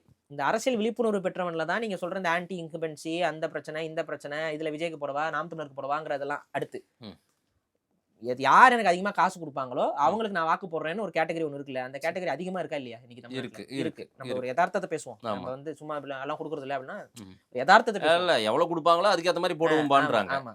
டிடிவி தினகரன் முதல்ல ஒரு இடத்துல ஜெயிக்கிறாப்ல. அவர் என்ன சொன்னாரு, டோக்கன் சிஸ்டம் கொடுத்தாரு. அந்த டோக்கனுக்கு அவருக்கு அப்புறம் காசு கொடுக்கலங்கிற கேள்வி. அதுக்கப்புறம் அவரால் ஜெயிக்க முடியுதா? முடியாது. இவ்வளவுதான் விஷயம். அப்ப காசுக்கு வாக்கு போடுறதுக்குன்னு ஒரு மென்டாலிட்டி கொண்ட மக்கள் இங்க இருக்கிறாங்க. ஒரு பெரிய பின்னடைவு நமக்கு. ஆனா அந்த மக்களை வந்து யாரால விலை கொடுத்து வாங்க முடியும்? இப்ப சொல்லுங்க. திமுக இந்த ஆட்சி இதுல அவங்களோட சம்பாத்தியம் என்னங்கிறத எல்லாருமே நம்ம பார்த்துக்கிட்டு இருக்கிறோம். எல்லா துறையிலையும் அவங்க தான் இருக்கிறாங்க. கட்டடத்துறையில தொடங்கி சினிமா துறையில தொடங்கி நீங்க எங்கெங்கெல்லாம் வருமானம் என்பது அதிக அளவுல ஈர்க்க முடியுமோ அத்தனை இடத்துலயும் திமுகவோட லாபி இருக்குதா இல்லையா? இப்ப இந்த காசெல்லாம் எங்க போகும்? அடுத்து பேசிக்கான இன்வெஸ்ட்மெண்ட்டுக்கு தான் வந்து நிற்கும். இது இன்வெஸ்ட்மெண்ட் தான். ஆமா, தேர்தல் இன்வெஸ்ட்மெண்ட் தான் அது. இப்ப அவங்க கண்டிப்பா காசு கொடுக்கறதோடைய பவர் வந்து திமுகவை ஓவர்டேக் பண்ணி எடப்பாடினால கொடுக்கும். இப்ப எடப்பாடிக்கு எங்க இருந்து காசு எப்படி கொடுப்பாரு அவரு? அவர் சொத்தை வேணா கொஞ்சம் வித்து குத்து கொடுக்கலாம், இல்லைன்னா முன்னாடி இவ்வளவு நாளா சிஎம்ஆ இருந்ததை வச்சு வேணா ஏதாவது கொடுக்கலாம். மற்றபடி எப்படி ஒரு அமௌண்ட்டை கொண்டு போய் அவரால் கொடுக்க முடியும்? அப்ப ஆட்டோமேட்டிக்கா என்ன ஆகும்னு பாத்தீங்கன்னா, அந்த காசு கொடுத்து வாங்கக்கூடிய வாக்குகள்ங்கிறதுல திமுகவை இந்த முறை அடித்துக் கொள்ளவே முடியாது. அவங்க எவ்வளவு வேணாலும் காசு இறக்குவாங்க, எவ்வளவு வேணாலும் இந்த இடத்துல வந்து இதை தடுக்கக்கூடிய சக்தி பிஜேபிக்கு தான் இருக்கு. சரி, பிஜேபி கிட்ட கவர்மெண்ட் இருக்கனால இங்க வந்து எலெக்ஷன்ல நடக்கக்கூடிய முறைகேடு எல்லாம் சரிவர பார்த்து இது பண்ணா நடக்கும். பட் அவங்களும் அதை பண்ணுவாங்களா என்னன்னு தெரியல. ஏன்னா உங்களுக்கே ஒரு சில தகவல்கள் கேள்விப்பட்டிருப்பீங்க, பிஜேபிக்கும் டிஎம்கேக்குமே நிறைய சமரசங்கள் வந்து வெவ்வேறு லெவலில் நடந்து கொண்டு இருக்குங்கிறதெல்லாம் நம்ம அரசியல் புரட்சிலாம் கேட்டுக்கிட்டு தான் இருக்கிறோம். சரி, சில முக்கியமான நிகழ்வுகள்ல அவங்க தப்பிக்க விட்டுறாங்கிற மாதிரி தான் பார்க்கப்படுது. அப்ப இப்ப திமுக இந்த காசை கொடுக்கும் பொழுது அவங்கள எப்படி எதை வச்சு நீங்க ஜெயிப்பீங்கன்னு நினைக்கிறீங்க? கண்டிப்பா விஜய் சைடுல திமுக எதிர்ப்பு வாக்குகள் இப்போ வந்து எல்லாமே வந்து நிறைய இருக்கு, அதிகமா இருக்குது. ஆமா, இது ஒரு பக்கம் சாயணும். அது ஒரு பக்கம் சாயணும்னா எல்லாரும் எப்படி ஒண்ணு சேர முடியும்? விஜயும் சீமானும் ஒண்ணு சேர முடியுமா? சொல்லுங்க. சேர நினைச்சா முடிஞ்சிருக்கும்.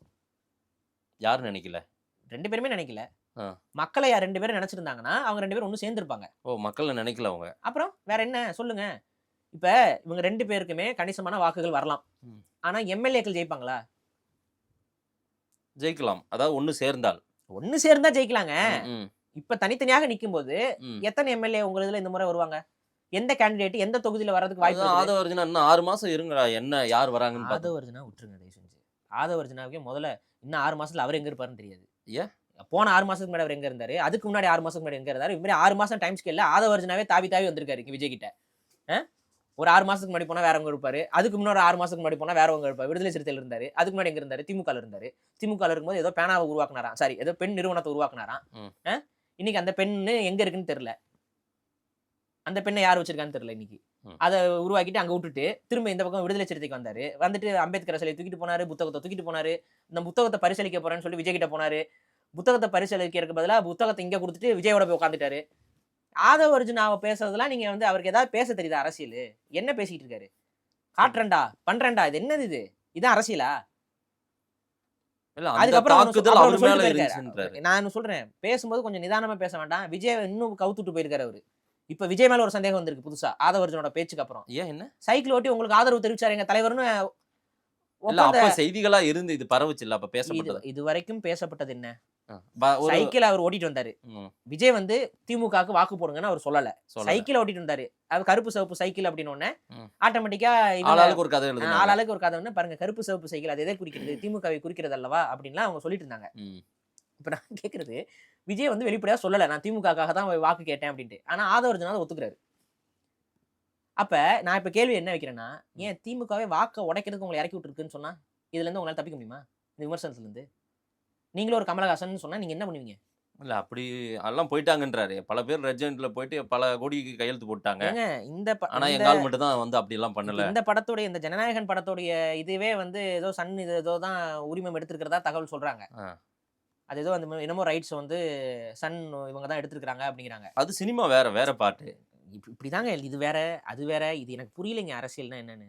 இப்ப முன்னாடி எல்லாம் நம்ம அரசியல் பார்க்கும்போது திமுக எங்களுக்கு எதிரின்னு சொல்லி ஜெயலலிதா சொன்னாங்கன்னா திமுகவை எதிரியா தான் அவங்க ட்ரீட் பண்ணுவாங்க. இல்லைங்க, திமுகவுக்கு உண்மையான எதிரி தமிழ்நாட்டுல யாரு? ஏடிஎம்கே நம்புறீங்களா இல்லையா? ஜெயலலிதா இருந்த வரைக்கும். புரியுதா? இப்ப எடப்பாடி மூர்க்கதனமா எதிர்க்கிறாருங்க. எடப்பாடி எதிர்க்கிறாருங்க. மூர்க்கதனமா அப்படிங்கறதெல்லாம் வந்து நமக்கு தெளிவா தெரியல. அவருக்கு திமுகவை வீழ்த்தணும்ன்ற எண்ணம் அவருக்கு இருக்கு. மூர்க்கத்தனமா அவர் எதிர்க்கிறாருன்னா அவரும் திமுக மீது இருக்கக்கூடிய விமர்சனங்கள் எல்லாத்தையுமே அவர் அதிக அளவு எடுத்து பேசியிருக்கணும். சரி, பேசுற மாதிரிலாம் எனக்கு தெரியல. அந்த திமுக மறுபடியும் ஆட்சியில இருக்க கூடாதுன்னு எடப்பாடி நினைப்பாரு, ஆமாவா இல்லையா?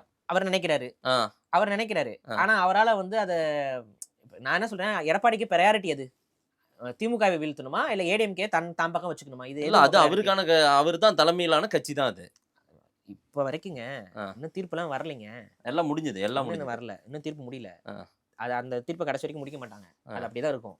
அது இருக்கிற வரைக்கும் தான் எடப்பாடி வந்து பிஜேபி கண்ட்ரோல்ல வைக்க முடியும். நான் இன்னும் சொல்றேன், பிஜேபியோட நீங்க வந்து சேர்ந்துக்கிட்டு திமுகவை வீழ்த்தினால் என்ன, வீழ்த்தாட்டி என்ன? பிஜேபி ஒரு நல்ல கட்சின்னு நீங்க சொல்லிட முடியுமா? பிஜேபியை வந்து நம்ம ஏத்துக்க முடியுமா? அவங்க என்னென்ன செயல் திட்டங்கள் வச்சிருக்காங்க, அத்தனை செயல் திட்டங்களுமே தமிழர் உரிமைக்கும் இன உரிமைக்கும் எதிரானவையாக இருக்கிறது. நான் கேட்கிறேன், ஜெயலலிதா அம்மையார் இருந்த காலகட்டத்துல பிஜேபி அவங்க கடுமையா எதிர்த்தாங்க. நீங்க ஜெயலலிதாவோட உண்மையான தொண்டனாக நீங்கள் இருந்து கொண்டு பிஜேபியோட நட்பு இவ்வளவு பாராட்டுறீங்கன்னா இது எந்த மாதிரியான அரசியல்?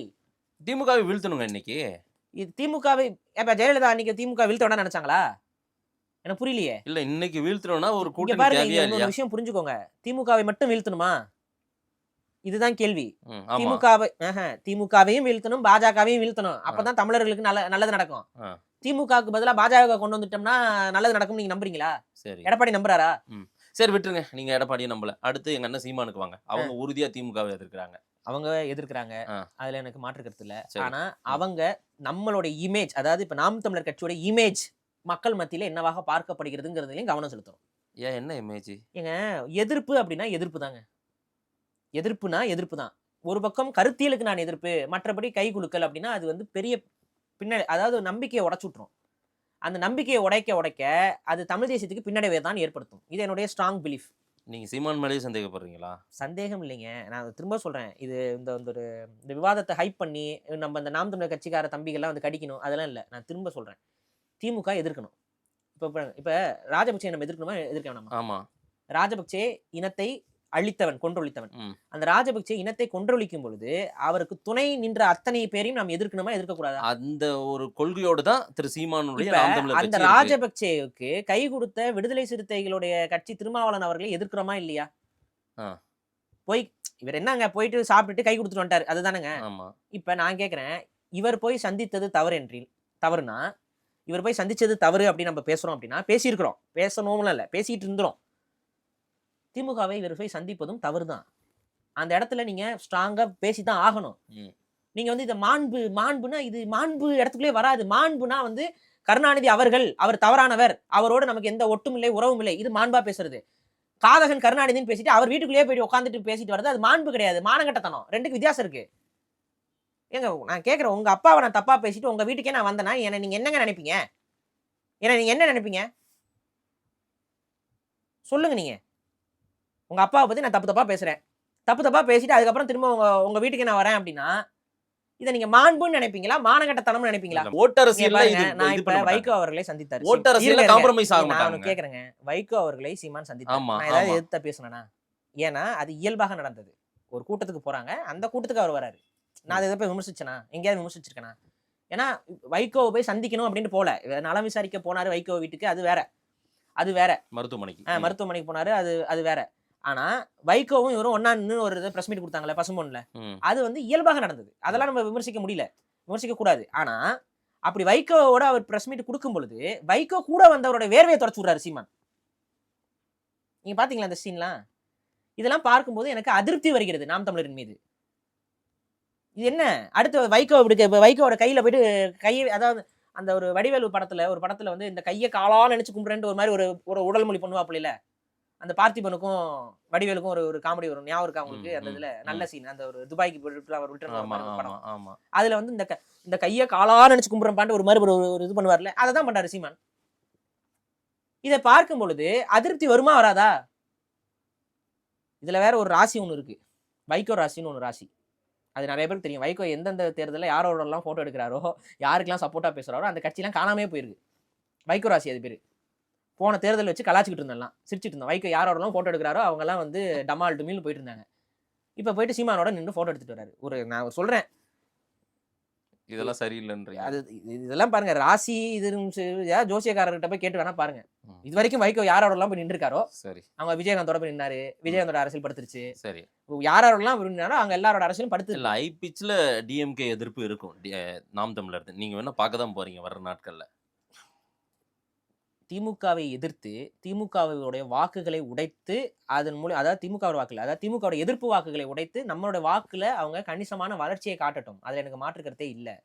ஆனா வேணா உங்களோட தேர்தல் வளர்ச்சிக்கு, அதாவது உங்களுடைய எப்படி சொல்றது, உங்க வாக்கு வளர்ச்சிக்கு நீங்க அதை பயன்படுத்திக்கலாம். பாருங்க, போன முறை இவ்வளோ சதவீத வாக்குகள் வாங்கணும், இந்த முறை நாங்க இவ்வளோ சதவீத வாக்குகள் வாங்கியிருக்கிறோம் அப்படின்னு சொல்லி அதுல ஒரு வளர்ச்சியை கூட நீங்க காட்டலாம், முயற்சி பண்ணா. திமுகவை வீழ்த்த முடியாது. திமுக தான் அடுத்து. சரி, டிஎம்கே வர்சஸ் டிவிகே அடுத்து வாங்க, அதான் மெயின். பாருங்க நீங்க அவங்க, அதாவது டிவிக்கு, அதாவது விஜயோடைய பலமே என்ன அப்படின்னு பாத்தீங்கன்னா, அவருக்கு ஒரு தனித்த ஒரு வாக்கு வங்கிங்கிறது ஒன்று இருக்கு. அதாவது ஒரு சினிமா, அது சினிமாத்தனமானது, அதுக்கு வந்து பகுத்தறிவு கிடையாது, இல்லை அது வந்து ஒரு அரசியல் தெளிவற்ற கூட்டம், இதெல்லாம் எனக்கு மாற்றுக்கிறதே இல்லை, எனக்கு அதெல்லாம் மாற்றுக்கிறது இல்லை. ஆனா ஒரு வேதனையிலே வேதனை என்ன தெரியுமா, தமிழ்நாட்டு மக்களுக்கே அரசியல் தெளிவின்மை தான். புரியுதுங்களா? டெமோக்ரஸிங்கிறதே நீங்க எவ்வளவுதான் கத்துனாலும் தவறான ஒரு கையில தான் மாறி போய்கிட்டு இருக்கு. காரணம் என்ன? மக்களுக்கு தெளிவு கிடையாது. ஒரு ஊழல்வாதி இருக்குமா, இன்னொரு ஊழல்வாதி அவங்க ஆதரிப்பாங்க. அவன் ஊழல்வாதின்னு சொன்னா இன்னொரு ஊழல்வாதி ஆதரிவு. இதுதான் தமிழ்நாட்டு அரசியல். சரி, திமுக தவறு, அதிமுக தவறு, ஒரு நல்லவனை தேடுவோம்னு என்னைக்கா தேடி இருக்காங்களா இது வரைக்கும்? இப்ப ஃப்ரெஷ்ஷா வராருல விஜய், புதுசா வராருல. அது விஜய் மேல ஊழல் குற்றச்சாட்டு இல்ல, சரியா? ஆனா விஜய் வந்து கருத்தியல் ரீதியாகவும் கொள்கை ரீதியாகவும் ஒரு தெளிவின்மையை கொண்டவருங்கிறதுல நானே பலமுறை விமர்சிச்சிருக்கேன், உங்களுக்கு எனக்கு தெரியும். திமுகவுக்கும் அவருடைய கொள்கைக்கும் பெரிய அளவு வேறுபாடெல்லாம் இல்லைங்கிறது. திமுக வீழ்த்துறது தான் இப்ப அவருடைய பிரதான ஓட்டரசியல். கண்டிப்பா இருக்கலாம், தப்பு இல்ல. ஆனா நான் இங்க வைக்கிற கேள்வி என்னன்னா, நீங்க திமுக உடைய எதிர்ப்பு வாக்குகள் நீங்களே ஒரு பக்கம் உடைப்பீங்க, அவ்வளவுதான். உங்களுக்கும் வந்து பாத்தீங்கன்னா கணிசமான வாக்குகள் வரும், அந்த வாக்குகளை வச்சு நாங்க இவ்வளவு வாக்குகள் வாங்கியிருக்கோம் பாருங்கம்பாங்க. எத்தனை எம்எல்ஏ உங்களால ஸ்கோர் பண்ண முடியும்? சோ எல்லாரும் ஓட்ட உடைக்கிறதுனால திமுகவுக்கு தான் அது பிளஸ்ஸா இருக்கும். ஆமாங்க, காலாட்டிட்டு ஜெயிப்பாங்க. சரி, மத்தவங்க எல்லாம் ஒண்ணு சேர முடியாது, எப்படி சேர முடியும்? மக்கள் மீது அக்கறை உங்களுக்கு இல்லையா தான் நான் கேட்கிறேன். மக்கள் மீது அக்கறை கொண்டவர்கள் திமுகவை வீழ்த்தணும், பாஜகவை வீழ்த்தணும்னு நினைப்பாங்க. எனக்கு அதுதான் சிந்தனை. எனக்கு நான் பாஜகவும் வீழணும், திமுகவும் வீழணும், இது ரெண்டுமே தமிழகத்துக்கு எதிரான கட்சிகள். திமுக எதிரான கட்சி இல்லைங்க, எப்படி ஆதரவான கட்சின்னு சொல்லுவீங்க? சொல்லுங்க. தமிழ்நாட்டு மக்களுடைய உடலியல் ரீதியா அவங்க எவ்வளவு பாதிப்புகளை சந்திச்சுட்டு இருக்காங்க தெரியுமா? மதுவால் எவ்வளவு பெரிய பாதிப்பை சந்திச்சுட்டு இருக்காங்க தெரியுமா? சமூக சீர்கேடு எவ்வளவு நடந்துட்டு இருக்கு தெரியுமா? ஒரு ஒரு ஒரு பொண்ணை நடந்தது கோயம்புத்தூர்ல பார்த்திருப்பீங்க. அதற்கான மூல காரணம்னு நீங்க தேடி போனீங்கன்னா அதுல மதுன்னு ஒரு விஷயம் வந்து நிக்குது. இந்த மதுவால உயிரிழப்பவர்களுடைய எண்ணிக்கையை வந்து திமுகவால வெளியில காட்ட முடியுமா? ஒவ்வொரு மாவட்டத்திலையும் மதுவுடைய அதிகமான கன்சம்ஷன் மூலமாக லிவர் ஃபெயிலியர் ஆகி, லங் ஃபெயிலியர் ஆகி, இந்த மாதிரி இறப்பவர்களுடைய எண்ணிக்கை என்னன்னு காட்ட முடியுமா திமுகவால? அது மாதிரி ஒரு இனப்படுகொலை நடந்துட்டு இருக்கு தமிழ்நாட்டுல. ஏங்க உங்க வட்டத்துல இப்ப ஒரு நடிகர் ஒருத்தர் இருந்தார் சமீபத்துல, ஒருத்தர் இழைச்சிருந்தேன், காரணம் என்ன? அதுதான் ஒரு குடிப்பழக்கம் தான் பிரச்சனை. இப்ப இவ்வளோ ஒரு சீரியஸான ஒரு பிரச்சனை இல்ல, ஒவ்வொரு நாளும் இப்போ ஒரு செலிபிரிட்டியா இருக்கவங்க சாகும்போது நம்ம பேசுறோம். நான் கேட்கறது என்னன்னா, ஒவ்வொரு நாளும் இந்த மதுவினால் எவ்வளவு பேர் உயிரிழந்து கொண்டிருக்கிறார்கள் கணக்கெடுத்து பாத்தீங்கன்னா பல லட்சங்கள்ல இருக்குது எண்ணிக்கை. இந்த மதுவை குடித்து விட்டு இது டைரக்டா பாதிப்பு, உடல் பாதிப்பு ஏற்படும். இதன் மூலமா ஆக்சிடென்ட் பண்றவன், இதன் மூலமா பொண்டாட்டியை வெட்டுறவன், குத்துறவன், வீட்டுல போய் சண்டையை போடுறவன், இதன் மூலம் இது கஞ்சா, இது மது, கஞ்சா அது இதெல்லாம் இன்னைக்கு அதிகமாயிட்டே இருக்குது கண்ணு முன்னாடி.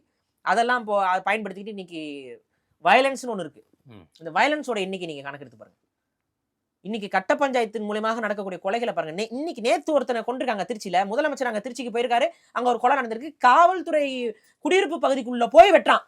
தப்பிக்க அங்க ஓடும் போது அங்க வச்சு வெட்டியிருக்காங்க. நான் கேட்கிற கேள்வி, காவல்துறை குடியிருப்புக்குள்ள போய் வெட்டுறமே, அங்க காவல்துறை அதிகாரிகள் இருப்பாங்க, அவங்க குடும்பம் இருக்கும், கண்ணில் சப்போஸ் அவங்க ஏதாவது காவல்துறை அதிகாரிகள் தடுக்க வந்தாங்கன்னா அவங்களையும் வெட்டுற மாதிரி ஒரு சுச்சுவேஷன் வருமாறாதா? வரும். அப்ப அங்க ஆயுதத்தை எடுத்துட்டு போறோம், அவங்க கிட்ட யாராவது ஒரு இன்ஸ்பெக்டர் இருக்காருன்னா அவர்கிட்ட துப்பாக்கி இருக்கும். கொஞ்சம் கவனிங்க, காவல்துறையில அங்க கிளம்பிட்டு இருக்காரு, அந்த பயமே இல்ல, சுத்தமா எந்த பயமும் இல்லைங்க. அப்பனா யாருங்க அவங்க? சரி, இவங்க கண்ணு முன்னாடி போறோம், அங்க கண்டிப்பா காவல்துறை ரெசிடென்சில பாதுகாப்புக்கு சிசிடிவி ஃபுட்டேஜஸ் இருக்கும். அதுல பதிவானோம்னா காவல்துறை இடத்துக்கே வந்து நீ பண்றியான்னு சொல்லி நம்மள என்கவுண்டர் பண்ணிடுவாங்கிற பயம் அவங்களுக்கு இருக்கா? அப்ப யாருங்க அவங்க? இந்த கேள்வி இருக்குல்ல, யார் அவங்க? இவ்வளவு பயம் இல்லாம ஒரு குரூப் உருவாகுதுன்னா என்ன நாளைக்கு யார வேணாலும் வெட்டலாமா? தேஸ் வெட்டலாம்ல. யாருக்கு யார் பாதுகாப்பீங்க? திமுகவோட கவர்மெண்ட் எவ்வளவு ஒரு ஃபெயிலியர் கவர்மெண்ட்ங்கிறத காட்டுங்க. ரவுடி பயலுகளுக்கு அவ்வளவு தைரியம், என்ன வேணாலும் பண்ணிக்கலாம். இப்ப சரி, நம்ம போய் ஒருத்தனை வெட்டி கொள்றோம், ஏதோ ஒரு காசுக்கு வெட்டுறாங்க, ஏதோ ஒரு இதுக்கு பணத்துக்கு வெட்டுறாங்க, இல்ல பகைக்கு வெட்டுறாங்க. வெட்டிட்டு நம்ம கைதானோம் அப்படின்னா அடுத்து நமக்கு தூக்கு தண்டனை தாண்டா, இல்லைன்னா என்கவுண்டருங்கிற பேர்ல போலீஸ் நம்மளை போட்டு தள்ளிடும்டா. அப்ப நம்ம லைஃபே போயிரும்டானா அவன் வேண்டாம், இந்த பகையை வளர்க்க வேண்டாம்னு சொல்லி ஒரு இறங்கி வரக்கு என்ன போவோம், வெட்டுவோம், மிஞ்சி மிஞ்சி போனா குண்டர் சட்டத்துல கைது பண்ணுவாங்க. குண்டர் சட்டத்துல போகும்போது ஆட்டோமேட்டிக்கா இது வந்து தனிப்பட்ட ரிவெஞ்சுக்கு நடந்தது, இது வந்து ஒரு ஸ்ட்ராட்டஜிஸ்டா இல்லைன்னு சொல்லி குண்டர் சட்டத்தை உடைக்க ட்ரை பண்ணுவோம். அதுலயும் உடைக்கல, குண்டர் சட்டம் உறுதியாச்சுன்னா ரிட் பெட்டிஷன் போடுவோம், பெயில் எடுத்துட்டு வெளியில வந்துகிட்டே இருப்போம். மிஞ்சி மிஞ்சி போனா ஒரு வருஷத்துல நம்ம வெளியில வந்துடலாம். இந்த நினைப்பு இருக்கனால தானே வந்து பண்றான். போலீஸ் தரப்புல இருந்து சார்ஜ் ஷீட் ஃபைல் பண்ணுவாங்க, அது ஒரு குறிப்பிட்ட நாளுக்குள்ள பண்ணணும். அதை அவங்க கொஞ்சம் தவறுதலா பண்ணாங்கன்னா, சார்ஜ் ஷீட்ல ஒரு ஹெவியா கரெக்டா பண்ணலைன்னா அந்த கேஸை சாட்சியம் இல்லைன்னா உடச்சிட்டு போயிடலாம். கொலை நாங்க பண்ணலைங்க, எங்க மேல பொய்யாக வழக்கு பதிவு செய்யப்பட்டுச்சுங்கன்னு சொல்லிட்டு பொய் வழக்குன்னு சொல்லிட்டு இப்போ நீதிமன்றத்துக்கிட்ட டாட்டா காமிச்சிட்டு வந்துட்டே இருக்கலாம். இந்த உளவியல் இருக்கவங்க போய் கொலை பண்ணிட்டு இருக்கான். இவனுங்களை எப்படிங்க ஒழிப்பீங்க? இவ்வளோ ஆபத்தை வந்து திமுக அரசு இன்னைக்கு உருவாக்கி வச்சிருக்குது. குழந்தைகளுக்கு பாதுகாப்பு இல்லை. ஹாஸ்பிட்டலுக்கு போனோம்னா கிட்னியை புடுங்குறான், கிட்னியை வாங்குறான், கிட்னியை விலை பேசுறான். அடுத்து வந்து நல்ல காலரை தூக்கி விட்டுவிட்டு எத்தனை கிட்னி எடுத்து நான் இவ்வளோ பெரிய கார் வாங்க முடியும்னு தைரியமா பேசுறாங்க. கிட்னி திருடினது திருடினேன்னு சொல்லாதீங்க, எத்தனை பேர் காப்பாத்திருக்கேன். உன் கிட்னியை புடுங்கி அடுத்தவனுக்கு கொடுத்தீங்கன்னா அது காப்பாத்துறது. அடுத்த கிட்னியை காசு கொடுத்து புடுங்கி இன்னொருத்தனுக்கு மாட்டி விடுறதுன்னா இதை காப்பாத்துறதா? திருட்டுத்தனம் இல்லையாது. செய்யறது யாரு? ஏதாவது நடவடிக்கை எடுக்க முடியுதா அவங்க மேல? வெளியில தானே இருக்காங்க எல்லாரும். அப்புறம் கிட்னியை திருடி சொருக முடியுது. என்னங்க நடந்துகிட்டு இருக்கீங்க தமிழ்நாட்டுல? எப்படியாவது நான் ஒழிச்சு விட்டுறணும்னு பாக்குறேன். திமுக ஒழிய வேண்டும். இந்த நேரத்துல உட்காந்துட்டு நீங்க வந்து நாங்க மாண்பு காட்டுறோம், நாங்க வந்து பண்பான அரசியல் செய்யறோம்லாம் உட்காந்து பேசிக்கிட்டு போய் சந்திப்பதால் என்ன நடந்து விட போகிறது? என்ன பேச்சு இது? சோ இது இப்ப இருக்கிற நிலைக்கு இந்த மாதிரி எல்லாம் நாம தேர்தலை எதிர்கொண்டாங்கன்னா என்னை பொறுத்த வரைக்கும் நான் இங்க பாருங்க, நான் ஒரு தமிழனாக சொல்கிறேன், தமிழர்கள் மீது அக்கறை கொண்டவனாக நான் சொல்கிறேன். திமுக ஒழியணும், பாஜக ஒழியணும், தமிழ்நாட்டு அரசியல்ல இவர்களுக்கு இடமே இருக்கக்கூடாது. அப்ப எதிர்த்தரப்புல இருக்கவங்கலாம் இந்த ஒரு அஜெண்டாவை மனசு வச்சு பாஜகவே நாங்க எதிர்க்கிறோம், திமுகவே எதிர்க்கிறோம், அதே சமயத்துல மாநில சுயாட்சி, மாநில உரிமை எங்களுக்கு ரொம்ப முக்கியம். அப்படி அதுதான் திமுக சொல்லுதுங்க. இந்த மாநில உரிமை முக்கியம்னு திமுக என்னைக்குமே சொல்லுங்க, ஆனா செய்ய மாட்டாங்க. இது வரைக்கும் அவங்க மாநில உரிமைக்காக எங்கேயாவது நின்றுருக்காங்களா? சும்மா பேசுவாங்க, அரசியல் படுத்துவாங்க, ஆனா என்னைக்காவது மாநில உரிமைன்னு வரும்போது நிற்பாங்க. நான் கேட்கறேன், வட இந்தியர்கள் வருகைக்கு எவ்வளவு எதிர்ப்பை வந்து தமிழ் தேசிய தரப்புல இருந்து முன் வச்சுக்கிட்டே இருந்தோம். இன்னைக்கு வட இந்தியர்களுக்கு வாக்கு உரிமைக்கு இடத்துக்கு வந்திருக்கு. அன்னைக்கே வந்து இன்னல் பர்மிட்டை கொண்டு வாங்கன்னு எவ்வளவு கத்தணும். நீங்க கொண்டு வந்திருக்க வேண்டியதானே? இப்போ உங்களை யாராவது கட்டி போட்டு வச்சிருக்காங்களா இன்னர் பர்மிட் கொண்டு வரக்கூடாதுன்னு? தமிழக அரசுல தீர்மானம் நிறைவேற்ற வேண்டியதானே? வந்தவெல்லாம் வாழ்ந்த கிளம்புன்னு சொல்ல வேண்டியதானே? நீ வா, வந்து சம்பாரி, இங்க வாடகை வீடு மாதிரி தங்கிட்டு போ, ஆனா உனக்கு வாக்கு போடணும்னா நீ ஊருக்கு போய் வாக்கு போடுன்னு சொல்றதுக்கு இவங்களுக்கு என்ன வாய் வர மாட்டேங்குது? வட இந்தியர்களை தமிழர்கள் அடிக்கவே கிடையாது. அவன் தான் இங்க இருக்க காவல்துறை அதிகாரிகள் எல்லாம் போட்டு அடிச்சாங்க, பார்த்துருப்பீங்க. போலீஸ் எல்லாம் போட்டு விரட்டி விடுறான், ஓட விடுறான் அவன். போலீஸ் எல்லாம் ஐயோ அம்மான்ட்டு ஓடுறீங்க. ஆனா அந்த வட இந்தியர்களை வந்து தமிழ்நாட்டுல திட்டமிட்டு அடிக்கிறார்கள் அப்படின்னு சொல்லி மோடி எல்லாம் பேசுறாரு, எல்லாரும் பேசிக்கிட்டு இருக்கீங்க. ஏதாவது எதிர்ப்பு வருதா இவங்க சைடுல இருந்து? எதிர்ப்பாங்கல்ல, என்னங்க யார சும்மா தமிழர்களை இழிவுபடுத்திட்டீங்க அப்படின்னாங்க. எங்க சும்மா அறிக்கை விடுறது எதிர்ப்பு கிடையாதுங்க. அதுக்கு அடுத்த கட்ட செயல்பாடு என்ன? இப்ப தமிழர்கள் இழிவுபடுத்திட்டாங்க, ஆமா இழிவு தான் படுத்துறாங்க, இப்ப என்ன அடுத்து என்ன பண்ணுவீங்க? அதான் நாங்க அப்ப இருக்கோம், வட அப்ப நாங்க பாதுகாக்கிறோம். யாரை பாதுகாப்பீங்க? யாரை பாதுகாப்பீங்க? இல்ல திமுக வட அதை இந்தியர்களை, வட இந்தியர்களை அததான் நீங்க சொல்றீங்க. வட இந்தியர்களை பாதுகாக்கிறதுக்கு இவங்க இல்ல, மாநில உரிமை. மோடி தமிழர்களை இழிவுபடுத்திட்டாங்கன்னு கொந்தளிக்கிறாரு, மோடி கோவப்படுறாரு மோடி சிஎம். என்னைக்குமே தமிழர்கள் இழிவு தாங்க படுத்திட்டு இருக்காரு. அதுல எல்லாம் எனக்கு மாற்று கருத்து இல்ல. அதனாலதான் பாஜக எதிரின்ட்டேன் நானு. ம். பாஜக எதிரி. நீங்க என்ன சொல்றீங்க? நாங்க சரிங்க, மாநில ஒண்ணு சுயாட்சிக்கு ஒரு எதிரியை நாங்க தீர்மானிங்க. மாநில ஒரு சுயாட்சி. எதிரி பிஜேபி எதிரி, ஆமா. திமுக வந்து நமக்கு தமிழர்களின் அரண், தமிழர்களின் பாதுகாப்பா நாங்க நிக்கிறோம்ன்றாங்கல்ல. எப்படி மாதேஷ் இதெல்லாம் உங்களால பேச முடியுது? தமிழர்களின் பாதுகாப்பு எங்க மாதேஷ் நிக்கிறாங்க? சொல்லுங்க நீங்க. எந்த இடத்துல நிக்கிறாங்க? நம்ம தமிழர்கள் தானே அந்த கட்சியில தமிழ்நாட்டுல இருக்காங்க. இருக்க பாருங்க,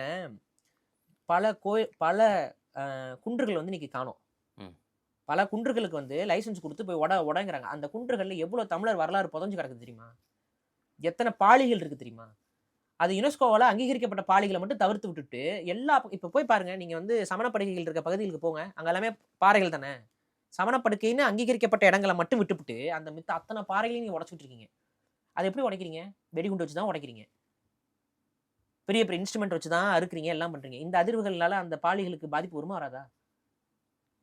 பண்ணிக்கிட்டே இருக்கீங்களே. இதுல என்ன உங்களுக்கு வந்து நீங்க தமிழ்நாட்டு பாறையை உடைச்சு சாண்டா மாத்தி அதையும் வெளிநாடுகளுக்கு, உள்ளூர்களுக்கு, இந்தியா முழுக்க சப்ளை பண்றீங்க. மணல் அள்ளுறது உங்களுக்கு சொல்ல தேவையில்லை. வண்டி வண்டியா மணல் அள்ளி போய்கிட்டு தான் இருக்குது. மரம் வெட்டுறதுன்னு சொல்ல தேவையில்லை. காடுகளுக்குள்ள மரம் வெட்டப்பட்டு கொண்டு தான் இருக்குது.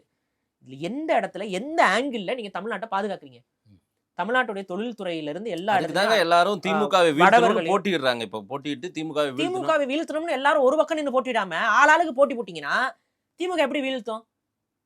திமுக எப்படி வீழ்த்த முடியும்? நீங்க திமுக ஜெயிக்க வைக்கிறதா எல்லாரும் பாடுபடுறீங்க.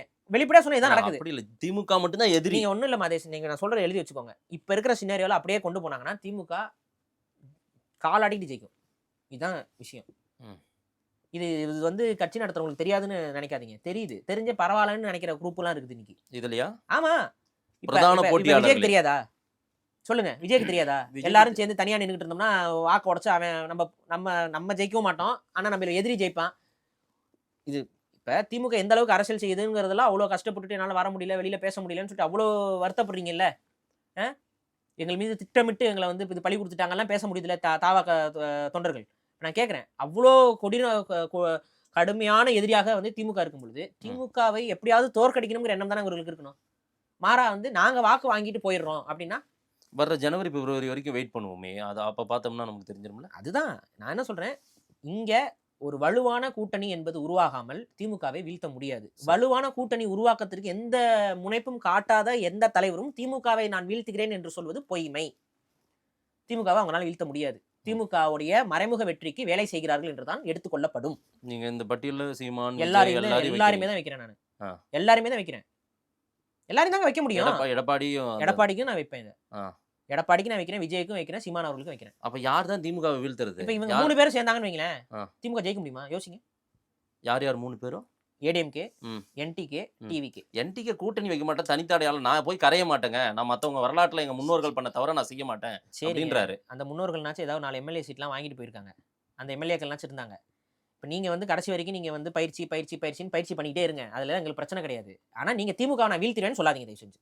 உங்களால முடியாதுன்னு சொல்லி ஒரு தனித்த அடையாளத்தோட நாங்க நிக்கிறோம். தனித்த அடையாளத்தோட நின்றுட்டே இருங்க, ஓரமா நின்றுட்டு இருங்க, போட்டிக்குள்ள வர மாட்டீங்க, அவ்வளவுதான் விஷயம். இல்ல இதுவே போட்டி தானே. இந்த பேட்டில்ல சீமானுடைய நாம் தமிழர் கட்சியினுடைய தரம் உயர்ந்திருக்குல்ல. அரசியல்ங்கிறது என்ன சொல்லுங்க நீங்க?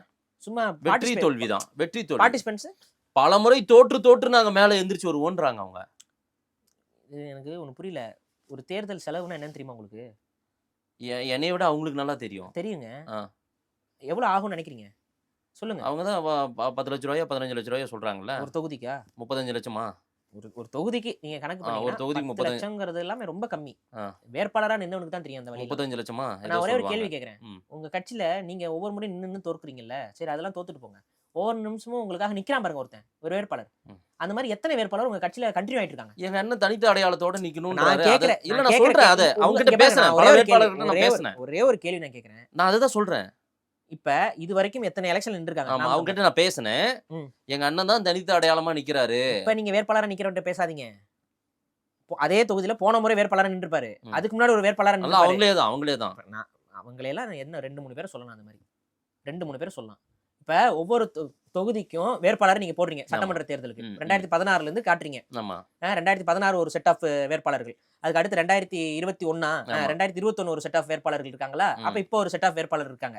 இப்ப 2021 வேட்பாளர்கள், 2016 வேட்பாளர்கள் எத்தனை பேர் உங்க கட்சியில இன்னைக்கு உறுப்பினர்? வேட்பாளர்கள் ம். சொல்லுங்க, இதுக்கு பதில் கொடுங்க. நாம் தமிழர் கேக்குறீங்க. ம். ஏன்னா நீங்க நினைக்கிறீங்க ஒருத்தன் எலெக்ஷன்ல நின்னுட்டு அவன் தோத்துட்டு அதுக்கப்புறம் அவன் அங்க அந்த ஊர்ல வந்து அரசியல்ல நின்ற முடியும் நீங்க நம்புறீங்க. நீங்க நிக்கலாம், சீமான் அவர்கள் நிக்கலாம் எவ்வளவு நாளைக்கு வேணாலும். ஒருத்தன் ஏடிஎம்கேவையும் திமுக டிஎம்கே திமுக அங்க இருக்கக்கூடிய மற்ற எல்லா கட்சியும் பகச்சு ஒருத்தன் நின்றுவான், தேர்தல் நின்றுவான், உண்மையும் நேர்மையா நின்றுவான். நின்னதுக்கு அப்புறம் அவனுக்கு பவர் கிடைக்காது. அவன் வாக்கெல்லாம் உடைச்சிட்டு அவன் தோத்துருவான். தோத்ததுக்கு அப்புறம் அவன் காணாம போயிடுறான். எங்க போனான் அவன்? இப்ப நான் கேக்குறேன் 2016 இதுக்கு ஒண்ணுக்கு பதில் கொடுங்க. நீங்க சொல்லுங்க. 2016 தேர்தல்ல உங்க வேட்பாளர்கள் எத்தனை பேர் உங்க கட்சியில இருக்காங்க? இதுக்கு மட்டும் ஒரு லிஸ்ட் காட்டுங்க. 2016க்கு ஒரு லிஸ்ட் காட்டுங்க, 2020க்கு ஒரு லிஸ்ட் காட்டுங்க. உங்களுடைய கட்சி எனக்கு ரொம்ப நம்பகத்தன்மை கொண்டவர் தானே வேட்பாளராக நிப்பாட்டுவீங்க. ஆமா. அப்படி நம்பகத்தன்மை கொண்ட வேட்பாளர்களாக நிப்பாட்டிய நபர்கள் இப்ப எங்க போனாங்க? ஒன்னா நீங்க தப்பான ஆளுகளை அடையாளப்படுத்தினீங்களா, இல்ல எல்லாருமே உங்க மேல கோவப்பட்டு போயிட்டாங்களா? இப்ப இதுக்கு என்ன பதில்? இதுக்கு ஏதாவது பதில் கொடுங்களேன் பாப்போம். அப்படியே கடந்து தான் போவீங்க. இந்த கேள்விக்கு மட்டும் பதில் வரவே வராது. இந்த கேள்வியை கேட்கறவன் மேல எல்லாம் அவதூறு தான் தூக்கிட்டு வருவீங்க. இவங்களை மட்டும் யாரும் அவதூறு படுத்தக்கூடாது, ஆனா இவங்க மட்டும் எல்லாரும் மீதையும் அவதூறுப்படுத்துவாங்க. இந்த கேள்விக்கு பதில் கொடுங்க நீங்க. அது என்னங்க எனக்கு புரியல. உங்க கட்சியில வேட்பாளரா நிக்கிறவங்களே கட்சி விட்டு போயிட்டு இருக்காங்க அப்படின்னா என்ன நடக்குது? அப்ப ஏதோ ஒரு இடத்துல ஒரு சர்க்கிள் இருக்குல்ல, அந்த சர்க்கிளை சரி செய்யறதுக்கு ஏதாவது முயற்சி எடுத்திருக்கீங்களா இது வரைக்கும்? அப்ப திரும்ப நாங்க பார்ட்டிசிபெண்டா கலந்துக்கோங்க, தப்பு கிடையாது. யாரும் கலந்துக்கலாம், நீங்க கலந்துக்கலாம், நான் கலந்துக்கலாம். உங்களுக்கு ஒரு தொகுதி சொல்லுங்க மாதேஷ். இன்னும் கட்டுத்தொகை கம்மி தான் இருக்கும், சும்மா ஒரு பேச்சுக்கு அப்படி போடுங்க. அப்படிலாம் வந்து கலந்துக்கிறவங்களை என்ன சொல்லுவீங்க நீங்க? இது வரைக்கும் சும்மா கட்டுத்தொகை போட்டு எத்தனை பேர் தேர்தல் அது எதுக்கு நிக்கிறாங்கன்னு அது ஒரு கதை இருக்குல்ல. நீங்களும் அதே மாதிரி நின்றுட்டு இருந்தீங்கன்னா இந்த விமர்சனம் உங்க மீது வருமா வராதா? வரக்கூடாது அப்படின்னா தேர்ந்தெடுங்க. ஒரு 10 தொகுதி தேர்ந்தெடுத்து இந்த 10 தொகுதியில நாங்க நிக்க போறோம். நாங்களும் 4 சீட்டு 5 சீட்டுக்கு போய் இன்னொருத்தங்கிட்ட போய் நிக்க சொல்றீங்களான்ற அந்த நிலை வந்துரும். இன்னொருத்தங்கிட்ட போக சொல்ல, உங்களோட ஒட்டுமொத்த கவனத்தையும் ஒரு 10 தொகுதி 20 தொகுதியில காமிச்சு ஒரு 10-20 எம்எல்ஏக்களை உருவாக்குங்க. முதல்ல எம்எல்ஏ இல்லாம நீங்க எவ்வளவு நாள் கண்டெஸ்ட் பண்ணீங்கனாலும் உங்க பாலிடிக்ஸ் எங்கேயுமே நகராது. இவ்வளவுதான் நான் சொல்றேன். நாம் தமிழருக்குன்னு ஒரு 10-15 எம்எல்ஏ வரட்டுமே. அந்த 10-15 எம்எல்ஏவை நீங்கள் எப்படி அடைய போகிறீர்கள்? ஏன் 234 கான்சென்ட்ரேட் பண்ணா முடியாதா? இவ்வளவு நாள் பண்ணீங்கல்ல, ஆமா, முடிஞ்சுதா? முடியல. இப்ப நான் கேக்குறேன், ஒரு நாள் வருவோம், அது வரைக்கும் காத்திருப்போம். எத்தனையாவது நூற்றாண்டுல அது நடக்கும் சொல்லுங்க. ஏன் நூற்றாண்டு? சரி, எத்தனையாவது ஆண்டுல அது நடக்கும் சொல்லுங்க நீங்க. ஏன்னா 2016க்கு நீங்க என்ன சொன்னீங்க? 2016 லட்சியம், 2021 நிச்சயம். நீங்க இப்ப அந்த சொல் பொய்யாயிடுச்சா இல்லையா? 2021 தேர்தலுக்கு இப்ப என்ன சொன்னீங்க சொல்லுங்க. அப்ப அதுவும் பொய்யாயிடுச்சா இல்லையா? அடுத்து இப்போ ஒரு தேர்தல் இருக்கும், இதுக்கு என்ன சொல்லுங்க நீங்க. அதிகாரத்தை அடையிறதுங்கிறது ஒரு அரசியலுங்க. அதிகாரம் இல்லாமல் எல்லாருமே வேஸ்ட். இவ்வளவுதான் வேஸ்ட். 26ல வீழ்த்த முடியுமா முடியாதா திமுகவை? ஒரு வலுவான கூட்டணி உருவாகாமல் அவர்களை வீழ்த்த முடியாது. அந்த வலுவான கூட்டணியை உருவாக்க விடாமல் தடுத்துக்கொண்டு அந்த வலுவான கூட்டணி உருவாகாமல் அரசியல் செய்து கொண்டிருப்பது மக்களை ஏமாத்துற அரசியல். இப்ப நான் சொல்றேன், இப்ப யாருக்கு தான் நீங்க ஆதரவு கொடுப்பீங்கன்னா, நான் தமிழ் தேசியத்தை கொண்ட கொள்கை கொண்ட கட்சிகளுக்கும் வேட்பாளர்களுக்கும் தான் என்னோட ஆதரவு உண்டு. அதுல எனக்கு மாற்று கருத்து இல்ல. என்னை ஆதரிப்பவர்களும் அதுக்கு தான் ஆதரிக்கணுங்கிற சொல்றேன், அதுல எனக்கு மாற்று கருத்து இல்ல. ஆனா இதெல்லாம் வேஸ்டான வாக்குகளா தான் போகுது. அதான் விஷயம். உங்களோட வாக்குகள் என்ன? அதுக்கு நீங்க நோட்டாக்கே போட்டு போயிடலாமே, அவ்வளவுதான். நீங்க நோட்டாக்கு போடுறது எவ்வளவு வேஸ்டோ அதே போல ஜெயிக்க மாட்டாங்கன்னு தெரிஞ்சு போய் வாக்குகளை போட்டு திரும்ப ஜெயிக்கவே மாட்டாங்க. உணர்வாங்க வர ஜனவரி பிப்ரவரி காலகட்டங்களில் உணர்ந்து அலைன்ஸா மாற வாய்ப்பு இருக்கு. அலைன்ஸ் வச்சு மாறினாதான் பிஜேபியிடமிருந்தும் திமுகவிடமிருந்தும் தமிழகத்தை பாதுகாக்க முடியும். அது இவங்க யாரும் அதுக்கு உள்ள இறங்கி வரல அப்படிங்கிற பட்சத்துல இந்த தேர்தல் என்பது மக்களுக்கான தேர்தல் அல்ல. இது சும்மா அது வந்து ஒரு பவர் பிளே தான். இது திரும்ப திமுக தான் வரும். அப்ப அங்க 2 செக்மெண்ட் தான். திமுகவை ஏற்றுக்கொண்டவர்கள், திமுகவை எதிர்த்து போராடி வீழ்ந்தவர்கள் இருக்கும். இவ்வளவுதான் கணக்கு. அப்படிதான் இருக்கும். அப்படிதான் இருக்கும். பார்க்கலாம். நீங்க உங்களுடைய பார்வையை சொல்றீங்க. இதே சூழ்நிலையில் பயணித்தால் மீண்டும் திமுக தான் வெற்றி பெறும். இந்த சூழ்நிலை மாற வேண்டும் என்றால் என்னை பொறுத்த வரைக்கும் நீ 1000 இது சொல்லிக்கோ, என் இனத்தை ஒழித்த திமுக ஒழிய வேண்டும். இந்த இந்த கூற்றுக்கு இவங்களுக்கு மாற்று கருத்து இருக்காது. நான் ஒன்று சொல்கிறேன். ஆரம்ப காலகட்டத்தில் 2013 நாம் தமிழ் கட்சி வந்து கட்சியாக ஆயிருச்சு. ஆனால் அவர் தேர்தலை சந்திக்கிறது அப்படின்னு வரும்போது அது இயக்கமாக இருந்தாங்க. இயக்கமாக இருக்கும் பொழுது அவர்கள் கட்சியாக மாறல, இயக்கமாக இருக்கும் பொழுது நாம் தமிழர் தரப்பு வந்து ஏடிஎம்கேக்கு ஆதரவாக நின்றார்கள். என்ன காரணத்துக்கு சொன்னி நீங்க ஆதரவாக நின்னீங்க? அப்போ உங்க கொள்கையில வித்துட்டீங்களா நீங்க? அப்போ உங்க தனித்துவம் மாறலையா? இல்ல காங்கிரஸ் நம்ம இனத்தை ஒழித்த காங்கிரஸை நம்ம வீழ்த்தணும். வீழ்த்தணும், திமுகவே வீழ்த்தணும். காங்கிரஸ் மட்டும் அவங்க வீழ்த்தணும் இல்ல, திமுக அண்ட் காங்கிரஸ் தான் அலையன்ஸ் அங்க. சரி. So Congress and DMK alliance வந்து வந்துவிடக் கூடாது. அதுல ரொம்ப ஸ்ட்ராங்கா நின்று அடிச்சிங்க. அதை அடிக்கும் பொழுது கூட போய் யாரோட நின்னீங்க? ஏடிஎம்கேவோட நின்னீங்க. ஏன்னா அப்போ உங்களுக்கு என்ன இருந்துச்சு? ஒரு பொது எதிரி அப்படின்னு வரும் பொழுது அவங்கள நம்ம வீழ்த்தி ஆகணும் அப்படிங்கிற ஒரு நிலைப்பாட்டுக்கு நீங்க வரீங்க. சரி. அந்த அன்னைக்கு இருந்த அந்த நிலைப்பாடு ஏன் இன்னைக்கு மாறிடுச்சு உங்ககிட்ட? இன்னைக்கும் பொது எதிரி திமுக தான். ஆனா அந்த பொது எதிரி ஜெயிப்பதற்கு ஏதோ ஒரு விதத்தில் நீங்களும் பயனாளியாக இருப்பீங்களே. இந்த உதவி செய்யறாங்கன்றீங்க. உதவி இல்ல, உங்களை அறியாமையே, உங்களை அறிந்து கொண்டு உதவி செய்யறேன்னு அந்த குற்றச்சாட்டை நான் சொல்லல. அறியாமலே உதவி ஆகுது இல்ல, நீங்க தெரிஞ்சதை செய்யல, ஆனா உங்களோட நிலைப்பாடு மூலமாக அது திமுகவுக்கு உதவியாக மாறுது இல்ல. இல்ல அப்படிதான் போகுமான்னு தெரியல. அப்படிதான் போக போகுது. பார்க்கலாம், நம்ம காத்திருப்போம். கணக்கியல் எடுத்து பாத்தீங்கன்னா அப்படிதான் போக போகுது. நவம்பர் தான் இது, இன்னும் ஜனவரி பிப்ரவரி நமக்கு. என்னோட இதை நான் தெளிவா சொல்லிட்டேன். சரி. இதுல மக்கள் தரப்புல இருந்து நான் என்ன பாக்குறேன் அப்படின்னா, எனக்கு பிஜேபியும் பிடிக்கல. எனக்கு பிஜேபியும் நான் மக்களுக்கு நல்லது செய்ய போறது இல்ல. பிஜேபியோட இருக்கக்கூடிய அதிமுகவை என்னால ஏற்றுக்க முடியாது. என்னங்க நீங்க திமுக மாற்ற பிஜேபியா, அது எப்படி ஏத்துக்க முடியும்? அது கேக்குறேன். எடப்பாடி ஹேண்டில் பண்ணிப்பாரு. அதிமுக தாங்க இங்க தலைமை, அவங்க தாங்க சபார்டினேட் தான் பிஜேபி. அதுல அதை வந்து எடப்பாடி சொல்லிட்டு இருக்காருங்க. பிஜேபி ஒத்துக்கவே இல்லைங்க. பிஜேபி ஒத்துக்கவே இல்லை. அவங்க டிஎம்கே பிஜேபி தான் கொண்டு போவாங்க.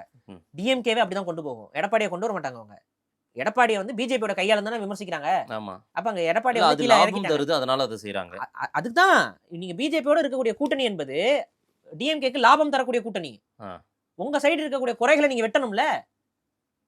அப்பதானே நான் வந்து அவங்களை எதிர்க்கிறதுக்கு தகுதியானவன் சொல்ல முடியும். நீங்க உங்க சைடு ஒரு குறையை வச்சுக்கிட்டு நீங்க எப்படி வந்து இவங்களை எதிர்க்க போறீங்க? சோ ஏடிஎம்கே அண்ட் பிஜேபி அலையன்ஸோட இருக்கக்கூடிய இந்த கூட்டணி வந்து நிச்சயம் வந்து டிஎம்கேவை வீழ்த்துவதற்கு சரியான ஒரு அமைப்பாக இருக்காது, முடியாது. அதே போல சீமானும் விஜயும் தனித்து நிக்கிறதும் லாபம். இவங்க ரெண்டு பேரும் தனியா நிற்கும் இவங்களுக்கு லாபம், இவங்களுக்கு வந்து வாக்கு ஏறும். புரியுதுங்களா? இவங்க வந்து வாக்கு ஏறும், அது முறை ஒரு சதவீதம். சரி, இந்த முறை சதவீதத்தை காட்டிடுவீங்க, அடுத்த முறை கூட்டணி போவீங்களா? அடுத்த முறை சதவீதத்தை தான் காட்டுவீங்க. நீங்க என்னைக்காவது ஒரு கட்சி தமிழ்நாட்டு அரசியல்ல கூட்டணியே வைக்காம ஜெயிச்ச வரலாறு ஏதாவது இருக்கா? சொல்லுங்க, தெரிஞ்சுக்கிறேன் நான். தமிழ்நாட்டுல இல்ல இல்ல இது வரைக்கும் அப்படி ஒரு அடையாளத்தோட அந்த அடையாளத்தை அவங்க உருவாக்குறதுக்கு, அவங்க வரலாறு படைக்கிறதுக்கு, அவங்க வரலாற்று கடமையை ஆற்றுறதுக்கு அவங்க செய்யட்டும். ஆனா இந்த தேர்தலில் அந்த வரலாறு சாத்தியப்படுமானா சாத்தியப்படாது. ஸோ இவ்வளவுதான் என்னுடைய விமர்சனம். மக்கள்கிட்ட கொடுப்போம். நிறைய விஷயங்கள் பேசியிருக்கேன். நேரம் கொடுத்து பேசியதுக்கு நன்றி. நன்றி.